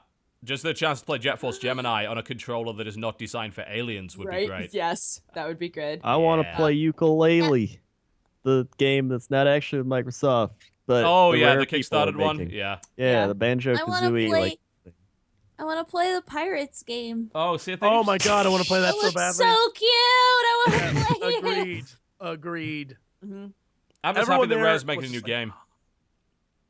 Pirates. Yeah. That looks like a lot of fun. Hopefully, yeah, I like the idea that you can make a crew and just sail the sea and be awesome. Totally. I was like, I'm totally into that. Like just Yeah, having sure. a group of friends that all run a pirate ship together. Like, sounds That'd awesome. be cool. I'm gonna be honest. I was waiting for the outrage when they were sending the only black crew member to walk the plank. I was like, oh god, someone's gonna get upset about this. But no, it didn't happen. So there you go. I was pleasantly surprised by the internet for a change. It was great. Yay, internet. Yeah, I think that was kind of it for Xbox, wasn't it? Like, Yeah. It's like, there wasn't really. Because most of the stuff they showed at other things. Well, it's like, yeah, Rise of the Tomb Raider. I'm like, okay, it looks like Tomb Raider. All right, cool. Yeah. Yeah. Whatever. The only thing I remember about EA is looking at my phone and tweeting out 1,000 Pele! Crendor. Did they? I haven't watched that conference yet. I'm going to eventually redub it. Is it half sports again? They brought out They went back Pele. and forth. They Yeah, do they bring switched out between Pele, it. They didn't and that do all was the sports in a slowest chunk. part of the whole thing. Oh. I got felt to bad, see but- Pele in the We flesh. got to see Pele. In the Crendor and I have flesh. a bond with Pele, and we got to Yeah. see him. And I don't remember. I don't know what the fuck he said. Yeah, I I don't don't know either. what happened to him. But we breathed All I know is I his tweeted air. selfies with me and Pele Oh my god. because we were in the front row, and I was like, oh, Pele. Oh yeah, I don't know what the hell he said, but yeah, he's just like, I scored goals a lot. And I was like, Yeah, you they- do it, Pele. They flip flopped this year. They were smart, so they would do like one game that wasn't sports, then one game that was, then one game that wasn't, then one game that Yeah. was, Instead so of that that you were 25-minute sports section that they had the so last that time. you wouldn't Yeah. just be like, well, I'm gonna go to Subway, I guess, Oh, because yeah. this will be over like And then in they an had, hour. at the start of it, he's like, don't worry, Battlefront. We're going to be talking about Battlefront. Oh, yeah. hyped it up the entire time. Yeah, it's like, you are going to stay here, for the love of God. yeah. the best part for me, the two best parts. One, hearing that Star Wars: The Old Republic next expansion is literally single player. It's just story mode, and I was like, "Holy shit! You finally Yeah. gave us what everyone wanted." I thought of you when they said We that. wanted the I was first so place. excited. I was like, "Oh, thank you!" And then Hoop God, or whoever the hell that was, Hoop God. I Oh, love the that hoop guy. god, yeah, based hoop god. No one had a clue. EA was like, "No, bring up Hoop God," and everyone's like, "Who the fuck is Hoop God?" Yeah, I looked him up later, and he has like 200 followers. I was like, what the fuck? It's Who probably is this Twitter guy? verified. It's probably I bet he is. It was- Asshole. and they showed off some cool technology. I think the stuff they're using with the EA Sports games is cool, but at the same time, I'm like, I don't have a desire to play NBA, but okay. I'll play Madden. I'll scan my face in. I can coach a football team. Yay. And then Pele showed up. I think I'll stick with Blood Pele Bowl. showed up and spent like 30 minutes talking about his life. And Yeah. the one thing that I think was interesting is if you watch the video and TV, you need to highlight this. You need to highlight it. Maybe they cut it out of the like actual broadcast, but when Pele, you know, dude's about to get Pele, fired. by the way. You bastard Americans. You mean Pele? It doesn't matter. Pele. What the fuck are you on about? So when he leaves the stage, the dude who interviewed him turns to the crowd and goes like that, and it was one of those things. That's like, dude, you just got your ass fired. Like, you don't do that. Like, he just like even he knew it was a bad interview, and he was like, ugh. If they But showed that didn't on the even talk stream, about Oh, games God. or anything. It's just him talking to like, I don't know I why mean, they that's did why that. it's the same reason when they invited the dude from the Need for Speed movie last year, and he was like, I like cars, they're cool. Like, yeah, all right, we know you don't. Every have time they bring a Lots of celebrity wet up on the cars. screen. Pretty much any time they were doing a car game in any of these press conferences, it was a car with like droplets of water. And I was like, Yeah. come on, wet cars, wet cars. It's always everywhere, wet cars, tincturing. because wet Yeah. cars are the most impressive looking things. Like, I guess look at so. weather effects. You Yeah. know, that's what they use to Yeah. impress everybody. Or let's suspend a car from the ceiling and bring it down, like circus style, like they did in the Microsoft conference.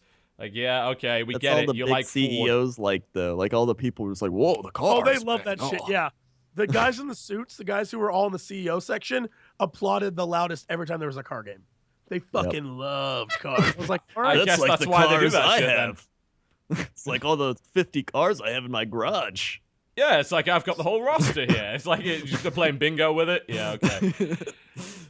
Ugh. Oh, then there's the mobile lady that came out. She's like, mobile gaming is the biggest gaming thing right now. Holy and I was shit. like, Everyone in the audience was like, Yeah. oh, God. No.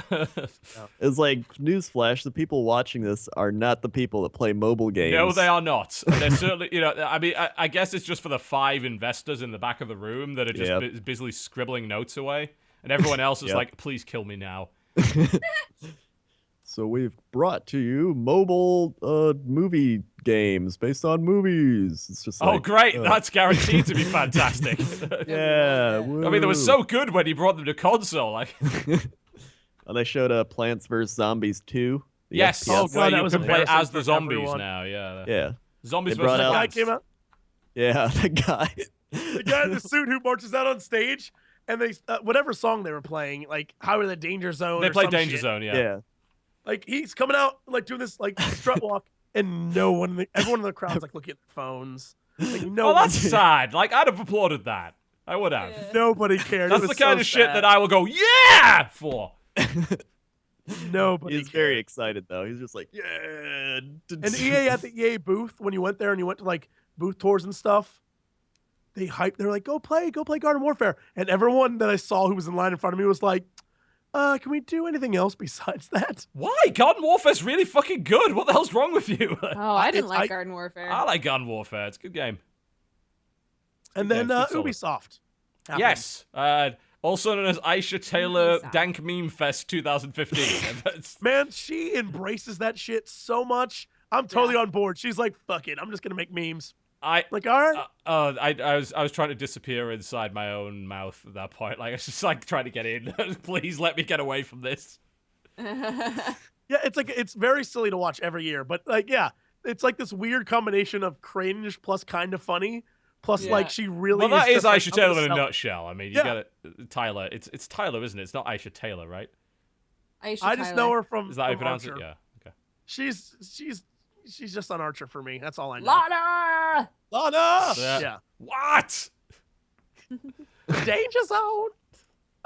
Stupid series. I love Watched that. every I love that episode show. of it. Stupid So series. good. So good.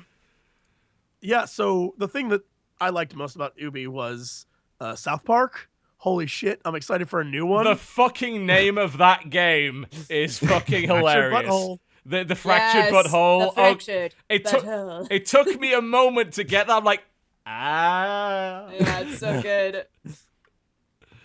Oh, that was just God. Assassin's Creed, I mean, I even got to play it. It felt like Assassin's Creed. It always fucking does. So, I like the setting. So like, Victorian London. Okay, cool. Potential there, but it seems like an Assassin's Creed game. Yep. All right then. They need They to do what finally Jesse showed some said to Eevee do. footage, so Jesse said they need to make Assassin's Creed like World War II. I've been You saying gotta that for kill years. Hitler. One day they They'll- will. They'll get there. They'll get there. One day Yeah. they will. I don't know if they will though. Like, will they focus on firearms that much? Like, because every game that's actually done firearms in the Assassin's Creed series has been very basic in that regard. And it seems like because they already made Assassin's Creed World War II. It's called the Saboteur, and it's pretty good. And I don't think they could make a better one than that. You'd have to change things around so much. Doesn't matter. You just got to go to D-Day, kill a bunch of people, and you go kill Hitler. That's all that matters. want- Yeah, Look, you just I want that running so in the badly. white cloak through up the beach, like I'm somehow telling you. jumping over That'd be bullets. so cool. In my mind, I've had that cutscene for 3 years. The opening cutscene in the game where the doors come down and he just has his hood up, and there's all these normal soldiers and him with the hood up, and he starts running up the beach, doing flips and twirls, and the Nazis are like trying to shoot him with machine guns. I'm like, what the fuck? Maybe it's like that story of the Scotsman that literally went onto the D-Day beach with bagpipes, and they refused to shoot him because like he's fucking crazy. Fuck that. Shoot someone else. I'm telling you, I want that because like everyone's like, oh shit, and then he's the guy who like blows up the bunkers. Like it's in my brain, that scene, and I imagine it's as Just ridiculous won't as work it sounds. it anyway. I mean, it's completely ridiculous, like you said. He's just flipping and twirling, jumping over guys. Stupid as shit. Oh god, and it wouldn't surprise me if they did it at some point. Like it really wouldn't. I want that so badly. You have no clue how silly that would be. Oh dear. Oh god. I'm trying to think, like, is there anything remember else? what else was even at Ubisoft? I mean, Ubisoft. because we already talked about The Division. Where was Horizon? Was Horizon was the PlayStation conference. That's right. It looks colorful and interesting and cybernetic dinosaurs. Why? But I don't care why. But gameplay-wise, some people have made the argument that it's apparently a little bit more like Monster Hunter than it is like Tomb Raider. Because when I watched that, the gameplay footage, I'm like, this is Tomb Raider, but with cyber dinosaurs. Oh, for me, it felt like a combination of Monster Hunter, but also Witcher. Right. It felt kind of like that, just looking at it. From what I was told after the conference, is it's quite open world, like, and it doesn't have any tutorials, like, just go do shit. The thing that I think will make or break that game is the number of times you encounter giant shit. Right. Like, after a while, the giant shit in that's really impressive, but after X number of times, that T-Rex robo dinosaur is going to get fucking old. Mm-hmm. And I'm like, if they make it at key points in the game, then that's fucking awesome. But if it's one of those things like, yeah, you just kill those things all the time, it's like, oh, Jesus. Yeah, it needs to be a situation where you round a corner and you're like, oh, fuck! Like, you don't always see them. They're rare. Yeah, I totally agree. But other than that, I think, like, the setting and the world and this sort of, like, robo-animal thing, even the character, because you can see she's, like, has that sort of, like, Native American, like, I'm going to kill you, but I'm going to honor you kind of deal. Like, thank you for sacrificing your life to me, robo-animal. Like, there's a weird, like, cool world there that I just love. And I hope it is awesome. I hope it's a fucking awesome game. Yes. But we'll see. Yeah, I hope so. It's nice to see a little bit of new IP from Guerrilla as well. It's like, you've been making Killzone for about 10 years now. You want to do something else? I was like, yes, we fucking do. Where do I sign up? Something that looks really different, too. Yeah, very true. Nice. I mean, Killzone, for the most part, with the exception of the newest one, was quite drab. You know, Killzone 2, I remember as being Grey, the video game. I mean, I guess we should talk about Sony, shouldn't we, if we'll get on to that. Yeah. So there was the three big things. Obviously, the first thing that everyone is just blowing their loads over is the Final Fantasy VII Remake. Right. We got no gameplay footage. We just got a really impressive looking CG trailer, and then everyone lost their shit. Look, guys, it doesn't fucking matter what you think. All you need to do is buy it, because they've officially said if it sells well, they're remaking 5 and 6. They'll do 6. So fucking just buy the game, okay? So I can get 6, you sons of bitches. I don't care what you think. That's all I want. I think most people are going to, because I'd say quite a lot of people got on the train just too late to really play Final Fantasy VII. I could go and play the PC version, but that game is old. That is an old game now. It did not age well in terms of graphics at all. Most PlayStation 1 games didn't. You know, it looks awful these days, and it doesn't play that well either. So, I mean, it's one of those remakes that makes a lot of sense in my mind. Yeah. And I will play it. Absolutely. And here's what I imagine. It's just going to be cosmetic. A few changes here and there, but if it's the same combat mechanics, the same, like, that's a lot of time that they don't have to, like, invest in fixing that shit. I'm totally okay with. Like, just give us the old gameplay, but make it look beautiful. Make it look beautiful. That's literally all I want to, yeah. There are rumors that they're changing the combat system. Rumors. Like how? Like we don't know. It's literally just rumors that they're gonna fuck with it. I hope that it's still turn-based. I don't like rumors. No. Rumors. Yeah. Rumors. I think it'll be what I want to experience is I want, like, younger kids or people who never played Final Fantasy to go through this story. And what I hope is that they don't change the emotional moments where it's like at the end of disc 1, the fact that it's a black screen and you have to insert disc 2, there's like a 5 or 6 minute period of dead silence. And it's so needed in your life at that moment. That's just like, the fuck? Yeah. And I feel like they need to have, like, either end of chapter 1 or, like, something there that's just a black screen. For sure. I totally agree. Yeah. So I have no doubt they're going to change something. As to what they're going to change, we don't know yet. We just don't. I'm working on my own Final Fantasy, the non-content RPG, an RPG maker.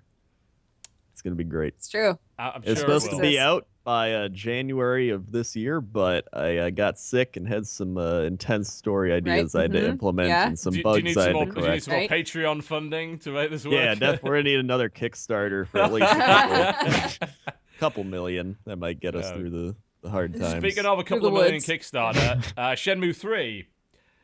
That was the weirdest fucking moment of that entire conference. That was super weird, yeah. Yeah, probably the weirdest moment of E3 in general. Because it's getting weirder. Because what we went out of that conference making an assumption. And that assumption was this. The reason they're allowed on stage, one, there's no way they're kickstarting enough money to actually make Shenmue 3. The original Shenmue cost $47 million to make. And that was back then. You know, so it may cost even more now. They're making it in Tokyo, basically the most expensive city in the world, and they're making a fucking open world game with the amount of detail that requires a huge team. There's no way they can fund that via Kickstarter. So the assumption is this. The Kickstarter is there to prove interest to Sony, and then Sony will fund the rest. But this is where shit's getting weird, because now what we're hearing is that Sony is actually not, and that Yu Suzuki, who is a fucking legend, by the way, like, incredible legend, specifically said in his AMA that he did on Reddit that they're looking to get 10 million, and they are looking to get the vast majority of their funding from Kickstarter, not from Sony. Which is absolutely bonkers. Yeah. Bonkers. Do you think assets have already been developed, like this game is almost done kind of shit? Well, I think assets have been developed, but they're probably developed for the fucking Dreamcast or the original Xbox. You know, that's because Shenmue was supposed to be several parts. Yeah, we got Shenmue 1 on Dreamcast. Shenmue 2 hit Dreamcast in Japan and Europe, I believe. It wasn't available in America because Xbox got an exclusivity deal, which meant that you could only get it on Xbox in America. Then, pretty much the whole franchise died. It was a super expensive franchise. At the time, Shenmue was one of the most, if not the most ambitious video game ever made. It was awesome. It was. The detail in Shenmue is fucking mind-blowing for the time. It really is. And it still looks pretty fucking good to this day. That's why it cost a lot of money. Right. But it's, you know, they're talking about stretch goals. I mean, they're saying, look, at 10 million, it's going to be like a fully featured open world. I was like, but... hang on a minute, but is Sony not funding you? I mean, are you willing to settle for a lesser game? I mean, is this the situation here? Because originally, when they went out on stage, it's like, we need you to make Shenmue happen. I'm like, okay. And then there were interviews afterwards which indicated, no, Sony's gonna help out, so we didn't really need you. And now it's like, no, we do. We really do. So I'm just like, yep, bouncing backwards and forwards here, which is true. It might be PR company at the same, like there might be two different voices here. Like, one is the voice of like, oh yeah, no, we totally need you in order to garner interest, in order to get Sony on board. Right. And the other one might be the, oh no, we're just doing this for the thing because they're trying to, because those guys know something else. That it sounds like there's two different voices here, and they're both probably trying to spin it their own way in order to, appease someone higher up. So there was confirmation, if I recall correctly.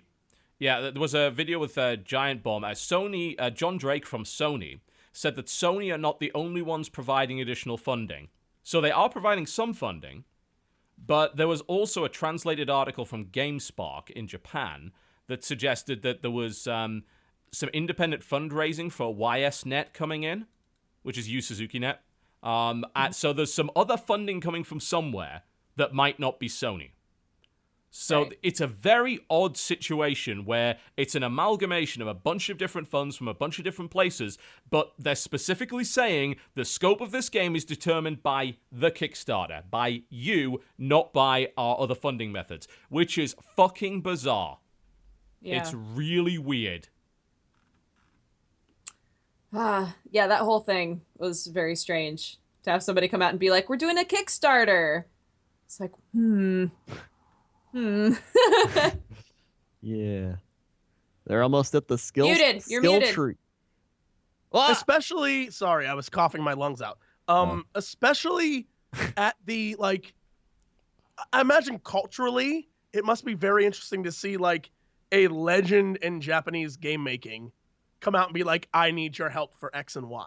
Like, Yeah. I imagine It's not the that's like first a time we've difficult seen thing. it. I mean, Mighty Number 9 was a similar situation, but Yu Suzuki is even more storied than this guy. Yu Suzuki is maybe one of the greatest living game directors ever. And if you don't know what he does, his career, I mean, it's ridiculous. He is credited on so many games. Like, fuck, he was Afterburner, Super Hang-On, Outrun, there was Daytona USA, Virtua Fighter, Virtua Racing, Virtua Cop. He was even involved in some Sonic stuff, Fighting Vipers, Shenmue, of course, Shenmue 1 and 2. It's ridiculous. He's so talented. But it is weird. He came out hat in hand. And that was really weird to watch. A lot, just to go back just a step, a lot of people are tweeting me and saying that as far as the FF7 remake goes, apparently they've said multiple times now that they are changing the story even because they don't see the point in making the exact same game, which upsets my heart so much. For me, I'm kind of okay with that. Change the fucking story. No! But I guess to what degree will they change it? Cloud and his sister Lightning. Fuck. Oh, shit! You just killed Final Fantasy in one sentence. You just killed it. It's dead. Dead. I don't want to live in this world. Oh, God, no. Oh, my God. Chat wants to kill you now. Oh, fuck. The minute they say we're going to change something, that's all automatically what I think. Because they throw her in everything now. It's like, yeah, no, all right, here's what happens. Nobody cares. Cloud dies 2 hours into the game. Main character is Vanille for the rest of the game. Great. Just great. You know, the only change that I would accept is if they added the Crisis Core story to it and flushed out Cloud's I can't imagine. I backstory imagine more. they would. They've got to do that. Like, that's literally the only change I would accept. Like, they flushed out Cloud's story more and made it make a little more sense when you get to the end of the game, like, who Sephiroth really is. But other than Sephiroth, that, like... Get this. Sephiroth is whacker. Yep. Or... It's actually a mogul. All you need to know is, I want the scene where Cloud dresses up as a woman. I want the scene where Cloud and Barrett go on a date at the Golden Saucer. I want all the scenes that are ridiculous. I want the scene where the old man is trying to, like, bang Tifa. He's like, come on, baby. Like, all the things that made that game silly as shit better be updated in HD. They did. They were said in an interview that they're not, like, eliminating the silly stuff. So, hopefully they won't. And I certainly hope it's like, I'm offended. Please let's not have that ruin that, Let's please, no. Yeah. Man. So yes, Shenmue thing was kind of weird. Final Fantasy VII pretty exciting. And then, of course, the third elephant in the room, going by third giant eagle in the room, The Last Guardian. That game, graphics of that game do not look as good as I wanted them to look. They don't look like a PlayStation 4. They look like the best looking PS3 game ever made. But they don't do look like a PS4. game that was promised to us years ago. Yes. And we never got. They do look like the spiritual successor to Shadow of the Colossus. Yes. For sure. Yes. And I'm okay with that. It's not that it looks bad. I was just like, this game looks like it was started a long time ago, which it was. I mean, if you watch the footage from the last time they showed it, it looks pretty similar. It's been polished a little bit, but it still looks pretty similar. Yeah. But it looks like they've done some stuff to it to make it look more stylized to cover up the fact that it looks older. Is what it looks like. You're like, oh, I'm okay with it looking older. I still think Shadow of the Colossus, even the original PS2 version, is one of the most beautiful games ever made. Absolutely. Even before they did the HD pass on it, which actually didn't improve it that much, I've got to be frank. But that game just has a fairly timeless aesthetic, and so does Ico. Mm-hmm. So you can buy both together. Just in case you weren't aware, they come in a combo pack now. Yeah, and if you don't already own that for PS3, you're insane. Go and get the Ico and Shadow of the Colossus HD pack. It's just fucking great. But I mean, I'm still looking forward to at least like seeing what happens with it. I probably won't play it because it's puzzles, and I fucking hate puzzles. But apparently the bird is gonna act like an actual animal, and apparently they pre-recorded the shit with it. because the animal is unpredictable. And if the animal decided to fuck around, then it was going to make the presentation really bad. So they took a few passes at it and took the one that looked the best, and then they showed us that one. Interesting. Speaking of pre-recorded, Uncharted 4. no, Uncharted 4. That was not pre-recorded. Here's the thing. I talked to 3 devs. All of them were positive it was pre-recorded. And now I'm like, is this some like next level conspiracy shit where they faked a game not working to make it look like it was being played live when it was clearly pre-recorded? Well, I mean, that's possible. Weird, but possible. It doesn't make any sense to me why they would do that. Doesn't make any sense to me either. Someone, I think actually might have been Kotaku, dug into the story behind that because, it's completely fucking irrelevant, but it's interesting anyway. Yeah. And it was supposed to be a live stage demo, and somehow like the controller didn't connect properly to the machine, which is why the guy, Nathan was standing around for 30 seconds. So they restarted it, pulled from a secondary feed, which is like their backup. If shit breaks, we play the pre-recorded thing. Which, considering the quality level of the gameplay, which is usually never that good on a stage demo, because that guy was driving like a maniac, he was hitting everything, he wasn't running into walls, which if he was playing live on stage, you would have expected him to. It looked like they showed backup footage. Right. For what I can tell. So it was a combination of the two. Yes. It was going to be a live demo, but... Conspiracy. I like the conspiracy more. Yeah. There is actually, I mean, it's one of those kind of few Kotaku articles that are like so interesting, because Patrick Klepek wrote it, so it's good. But if you go read that, because he actually investigated it, and it's just a really interesting little story, like of something going wrong and what they had to do about it. So there you go. It's kind of neat. But apparently, according to that, apparently it was... some people were saying it's actually not that was not pre-recorded, but I don't know at this point. Yeah. Yeah. I will say I still fucking love every one of those characters. Hearing Sully be sorry, I got confused. All right, I understand. There was a video backup, but apparently that was the 3rd stage of failure. So they had a backup PS4 to play it on, and if that didn't work, then it was apparently. Then they had the video backup, apparently. So I don't believe it. I don't believe that was it. I got confused. Conspiracy still exists. It's all conspiracy set up. still exists. They wanted to play the backup videos. He was so good, wasn't he? That's impressive. That's impressive. You're a pretty good driver. I'll give you credit for that. Okay. Was there anything else at Sony that really... I mean, we saw a little bit more No Man's Sky, I suppose. Everyone was so fucking excited for that damn game. I'm still entirely unhyped. Zero hype here. I just can't get behind it. It's just the scope seems so ridiculous that I don't know if it's ever going to work out. Like, I've been burned before with Spore. I don't trust these kind of things anymore.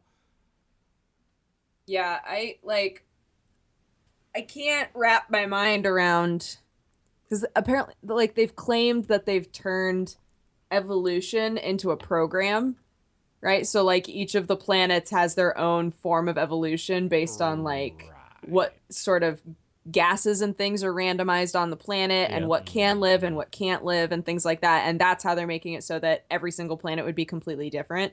But I'm like, I don't know. Pretty ambitious for a small that team you got seems there. really ambitious with a tiny team. Yeah, I'm like, really? Because I remember what your last game was, and I loved it, and I'll shill it to Kingdom Come. It was called Joe Danger the Movie, and it was a little 2D stuntman game, and it was fucking brilliant. But now you're saying, here's the universe. Like, what? Yeah. This like is an unended exploration of, like, I can hop on any time and find a new thing. Yeah. But what gets me is, like, I can find a new thing. Yes, but for what purpose? Because it seems to me like you get units, which can be spent to kind of upgrade your ship. To upgrade your ship again. To upgrade your ship again. It's like... I know the point is to get to the center of the galaxy, but what else will there be to do? Is it simply visit a planet, upload, visit a planet, upload? I just feel like exploration fun. Like, I just want to explore a lot or, like, see what's new. But I feel don't see like a point in exploring if there's nothing to do. But I like exploring if there's nothing to do. Okay. That's why I like WoW, MMORPGs. And there's nothing to do in that. Exactly. I just like running around and exploring stuff. But it's like... there's got to be a point where, like, you explore and then you start seeing stuff that you've seen before just in a different way. And that's what I'm wondering if it is. Like, oh, I've seen these trees before on this other world, or like I've seen these monsters before, but on this Well, other they're world. saying but they're that like their hype is that it's not going to ever be that way. Like every time you visit another planet, it'll be different. Yeah. I'll believe it when I see it. Yeah, I Yeah, don't think same that's here. possible. I don't think it's possible either. I'll believe it when I see it. And so I think people like Crendor are going to exist for the whole reason of like, on planet AB4 and planet 2694, the trees look the exact same. I will. I'll just explore in that game because that's all I care about. I just want to see cool stuff. But I guarantee there'll be parts where you're just like, this is kind of like this other thing now. And that's like, it's starting to repeat itself. Yep. But I hope not, because that'd be cool. Okay. Was there anything else in the Sony conference that caught anyone's eye? Don't think so. No. Yeah. Only Disney Infinity. yeah. Totally. Okay. That's- That guy was sure. brutal. All That guy right. was. Oh man. I think that's kind of about it, isn't it? Yeah. I mean, there's the Squeenix conference, but No. that's the Squeenix conference. There was Nintendo, but Nintendo really didn't have anything except for Yeah, like, I mean, play Metroid without Metroid. Yeah, it was like Squeenix So- versus Nintendo for world's worst conference ever. You know, Nintendo really dropped the Yeah. ball this time. There's Mario Tennis. The rumor that we heard on the show floor was, and this again, it's just a rumor, but since we're talking about rumors today, the rumor we heard on the show floor is that they were going to announce some game at the end Zelda? of the Nintendo. Was it Zelda? Some game was going to be Yeah, announced at the end of the Zelda press conference, but because of the stock prices or some bullshit stock reason, they decided to scrap it and wait till the next announcement. Huh. Apparently, Interesting. Nintendo doesn't care as much about E3 as all the other people. Like, they have their own, like, big Japan Shocking. conference It was that they very, care more very about. obvious that Squeenix and Nintendo and like a few of the other companies were like, we'll either see you at Tokyo Game Show or Gamescom. Like, we don't give a shit about E3. It was Yeah. real Well, hell, obvious. even Microsoft held back 3 of their biggest titles for Gamescom. They didn't show any Scalebound, any Crackdown, or any Quantum Break, and those are like 3 really big games for that system. Yep. Mhm. So yeah, it was interesting that I think Nintendo and Squeenix were like, we're saving it for Tokyo Game Show, and Microsoft was like, see you at Gamescom. Did anyone see the PC show? No. I watched bits of it. Right, some people found this show cringeworthy. In many ways, I actually found this show to be the best presentation of the What lot. was this? So, PC gaming one. yeah, so Day 9 hosted this thing. PC, it was like basically an alliance of kind of PC companies, hosted a show which was much more laid back. Like, there weren't people on stage, and the razzle-dazzle wasn't there. It was Day 9 at a desk, them sitting in a chair, doing sort of kind of casual laid-back interviews, some jokes. Yeah, some people, it's like, it was late night with Day 9. It's like, yeah, it was. It was like a talk show. And the problem with it, other than the length, which was excessive, it was like 2.5 hours long, is that they didn't really show anything mind-blowing. Like, they showed, the guy who made Elite, Dave Braben, is releasing a theme park game, which I'm kind of, that's cool. But a lot of what they showed there was stuff that we already knew about, so they didn't really have anything mind-blowing to show. But I loved the format. Cut that format down to about 1.5 hours, make sure that the people you bring on are really interesting, they're not awkward, and you can get some good banter going. And some people didn't like the AMD part. I actually thought the AMD part, the CEO of AMD, she was pretty funny. I thought she was really comfortable on stage. I thought she was pretty great. But I like the format. I think it's a step in the right direction. It was really fresh compared to everything else, like the big standard E3 big box presentation style. I liked it. I would be cool with that. I'd like to see more of that. Just make it more interesting. Make sure you actually have content to show. Right. But it was overall pretty good. Hashtag have a wank. Yeah. That was the thing, fuck apparently. That. Fuck you, Dan. I saw the. We're the gonna Ark get you back for Survival that. People. I Yeah. saw the Ark Survival booth. Oh, Ark yeah. Survival had a booth? Yeah, Well, I had, guess like, they now have a little thing. bazillion dollars from early access It funding, was so like they can a afford little it. thing. I mean, I enjoyed that game for a bit. Was the I booth a played- dinosaur? A I think giant they. dinosaur? I wish. Well, they just had like a little thing. Oh, a It was little just dinosaur, hey, okay. Yeah, All right. little dinosaur. Could you ride it? Ark is Ark reminds me of Rust, but with dinosaurs. That's like. Well, what it that's going to is. be successful. It's like it's one of those games where I was like, "Hey, this is really fun," and then we were playing as me, JP, G Martin, Benji, and then Sam was like, "Yeah, I'll play with you guys." Then he went and made his own thing. And we were like, "Thanks, Sam." And then JP was like, Sam and JP have played about 50 hours of that fucking game already. "I've played 40 hours. Sam's played about 180." What? Yeah. Yeah. There's a point he would play it all became a day. problem. All day Oh, he'd play, dear. sleep for 5 hours, and then play again. Oh my god. That's Sam. And It so must be nice not to have a real job. And I say that as someone who doesn't have a real job. But I Some played of us have about to make 40. videos, you fuck. What do I'm you not do? saying I watched Dodger scold him, but at one point I watched Dodger scold him, and it was the most precious fucking thing I've ever seen. So there's like a level cap to the game, so they're like you can't get rocket launches right away. You got to hit like level 60 or whatever. But then it adds like an RPG element, like an MMO grinding element. And then me and JP were just power leveling, and then we hit like 35, and JP was like, "F this shit, I'm done. I can't But it grind." has permadeath, right? Yeah. Yes. Why the fuck would you ever invest that much time in a character only have permadeath? I can kind of Well, get it with it keeps DayZ your because there's no level. leveling, you know? It But keeps the leveling level and then you have. permadeath is fucking stupid. No, it keeps the level you have. Oh, Like, it does? Okay, then it's Yeah, not it's as server fucking based, stupid then. but you Okay, lose your alright. shit. But the thing is, if they wipe, like since it's so early, if they wipe, like we made a huge patch, we got to wipe, then you got to relevel. Oh, bugger and then that. it's like, yeah, I'm like, That's why you just don't play early access games. The wipes. I mean, hell, that almost put me off Heroes of the Storm for life, and that wasn't even. They only wiped that like twice. yeah. I remember when they wiped Hearthstone, I was crying. But So bad. I don't know. They may have like made it so it doesn't now. Either way, I play that game and it's like you get dinosaurs. They take like 8 hours to train and then they get killed fast. Or it was like we got a T-Rex. Now I just walk around killing everything and it's like really easy. I don't know. Maybe I don't care as much about dinosaurs, but I had more fun playing like Reign of Kings because it's just kind of really silly and just stupid and you can rope people up and drop them in the bear pit. And that's all I did in Reign of Kings. I robbed Games people. turn you guys into horrible people. I'm Oh, just absolutely. They really do. saying, Absolutely. Literally every single story Sam ever has to tell me about those fucking games, he's like, so I became a slave trader and created a pit filled with crocodiles.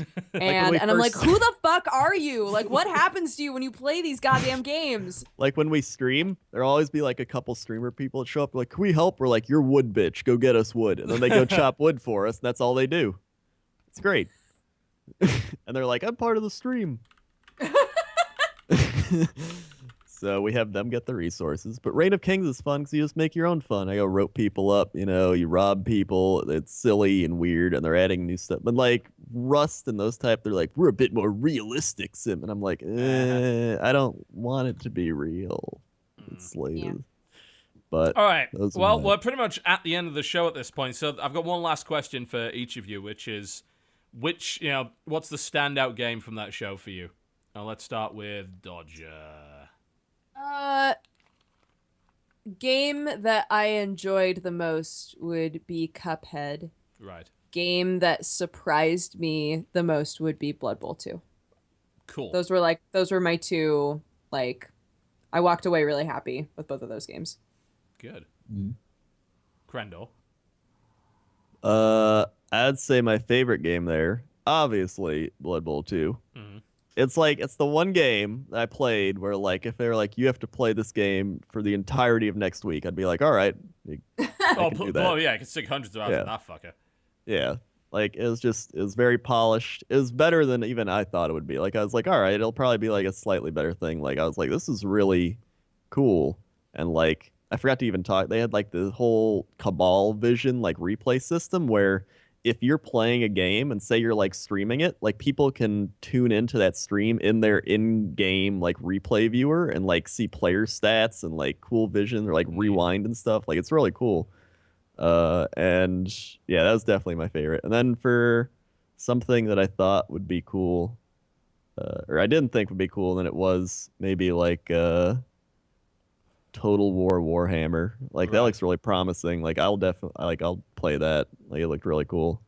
But so I mean I guess Warhammer things are my favorite from it. Nothing but wrong everything with that. else most disappointing I'd say it was Battlefront because I was like I think it would be really cool and I was like Most people seem to have the air impression of that. Like, even without the flying, they're like, well, I mean, nice spectacle, but shallow as fuck. Yeah, it felt like Battlefield, but slightly less fun. It's like I'd probably rather play Battlefield, to be honest. Yeah. So, I don't know. Which It's is, that game. There's a bit of irony in that because there were people like, oh, it's just Star Wars Battlefield. It's like, no, it's not. That's the problem. Yeah. If it was, I think like- people would like it more. It's one of those games where, like, if someone was like, "Hey, we're gonna play some Battlefront. Want to play?" I'd be like, "Sure," but like, I wouldn't go out of my Wouldn't way. go out of Like, your way. I'm gonna play Battlefront now. Like, Yeah. That's how I felt about the other Battlefront games, honestly. It really is. yeah. So We need Blood that Bowl 2. remake of the Lord of the Rings one. There was a Lord of the Rings Battlefront game called Lord of the Rings Conquest, I think. We need that again. That was fucking awesome. Yeah. Jesse. I would say Deus Ex, probably my standout game. I had a ton of fun with that. Good. The game I'm like really, really excited about was Master Orion. That hit me out of nowhere. I didn't even expect it to exist. And Yeah, Joe was so mad you got to play it and he didn't. he was pissed. Angry I'm kind Joe, of mad he that was he got to play it. I got that need to low email them. It's green. like, you need to... Well, it wasn't playable. We just got to like a Got to dude watch played it for us Yeah. and did turn 1 through turn like 3, and then he went 50 turns ahead Yeah. and then 300 turns ahead. But it looked more civvy than anything else, and those are my kind of games. So it might make a lot of other people mad, but like everything about it, they played as a bird race, and your like guy who talks to you is like, "Rah," like yes, Commander, and I was like, oh, I love you. That's a little Master Ryan in a figurine. nutshell. Yeah. It was Little so cool. Figurine guy. Oh yeah, they gave me like the little lizard man figurine. Like it really came out of nowhere, and I was like, that's my kind of shit. I love Civ games, and now that they made Master Ryan more civvy, I'm in. I'm totally in. So that's Joe I'm was looking like, forward to "Let's that. go back to the convention. We're gonna have him reset up the booth, and I'm gonna get my figurine and watch." Yeah, he was pissed like all night. He's like, God damn it. Can't believe you got. He's like, I went to that booth and I didn't know. Joe's big into 4X and like turn-based strategy. Yeah. It's maybe not as obvious from watching his channel, but he really is. Like the first time I went to his house, he demanded I play XCOM multiplayer with him. It's like, but that's terrible. It's like, I don't fucking care. I'm like, all right. I will probably find 5,000 reasons not to like the new Master of Orion, but I hope that I don't. I really hope that I don't. I hope that I'm it sure doesn't there's a suck. lot in there. Not like it was definitely they showed. So I us played the hundreds surface of hours it. of Mu 2. And then I'm Mu ex- 3. Mu 3 didn't exist. We don't talk about Mu 3. Yeah. Fucking But spreadsheets it definitely in looks. space. It looks like a super duper reboot, and I was like, I like the direction you're headed. It's a Jesse kind of game, so sign me Cool. up. The Yep. revival of Space 4X is happening right now. There's a few games even out at the moment. And I obviously wasn't there, so I got shit all to say there. But you agreed. Yeah. Deus Ex must be Yeah. awesome. So Well, done. Deus Ex, of course. You know, I mean, it's going to be Deus Ex. And still, I'm saying, like, Cuphead is just fucking beautiful. It's not a genre that I like, but I am just so impressed by the aesthetic of that game. So that will be very interesting indeed. And me and Jesse really liked it, but we were bad at it. So I was like, It if seems someone like was most good people at will be bad at games, it. It looks hard. It looks It's genuinely tough. difficult. Like, It's Yeah. tough. It is straight up old school video gaming. Like it is Yeah. hard. Yeah. Kanye would have failed at it. We probably did.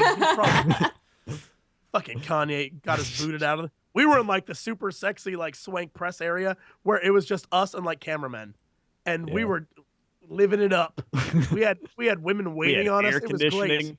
Oh yeah. Oh, and yeah. then fucking they ran like Kanye West is here. We were like, all right, we'll go.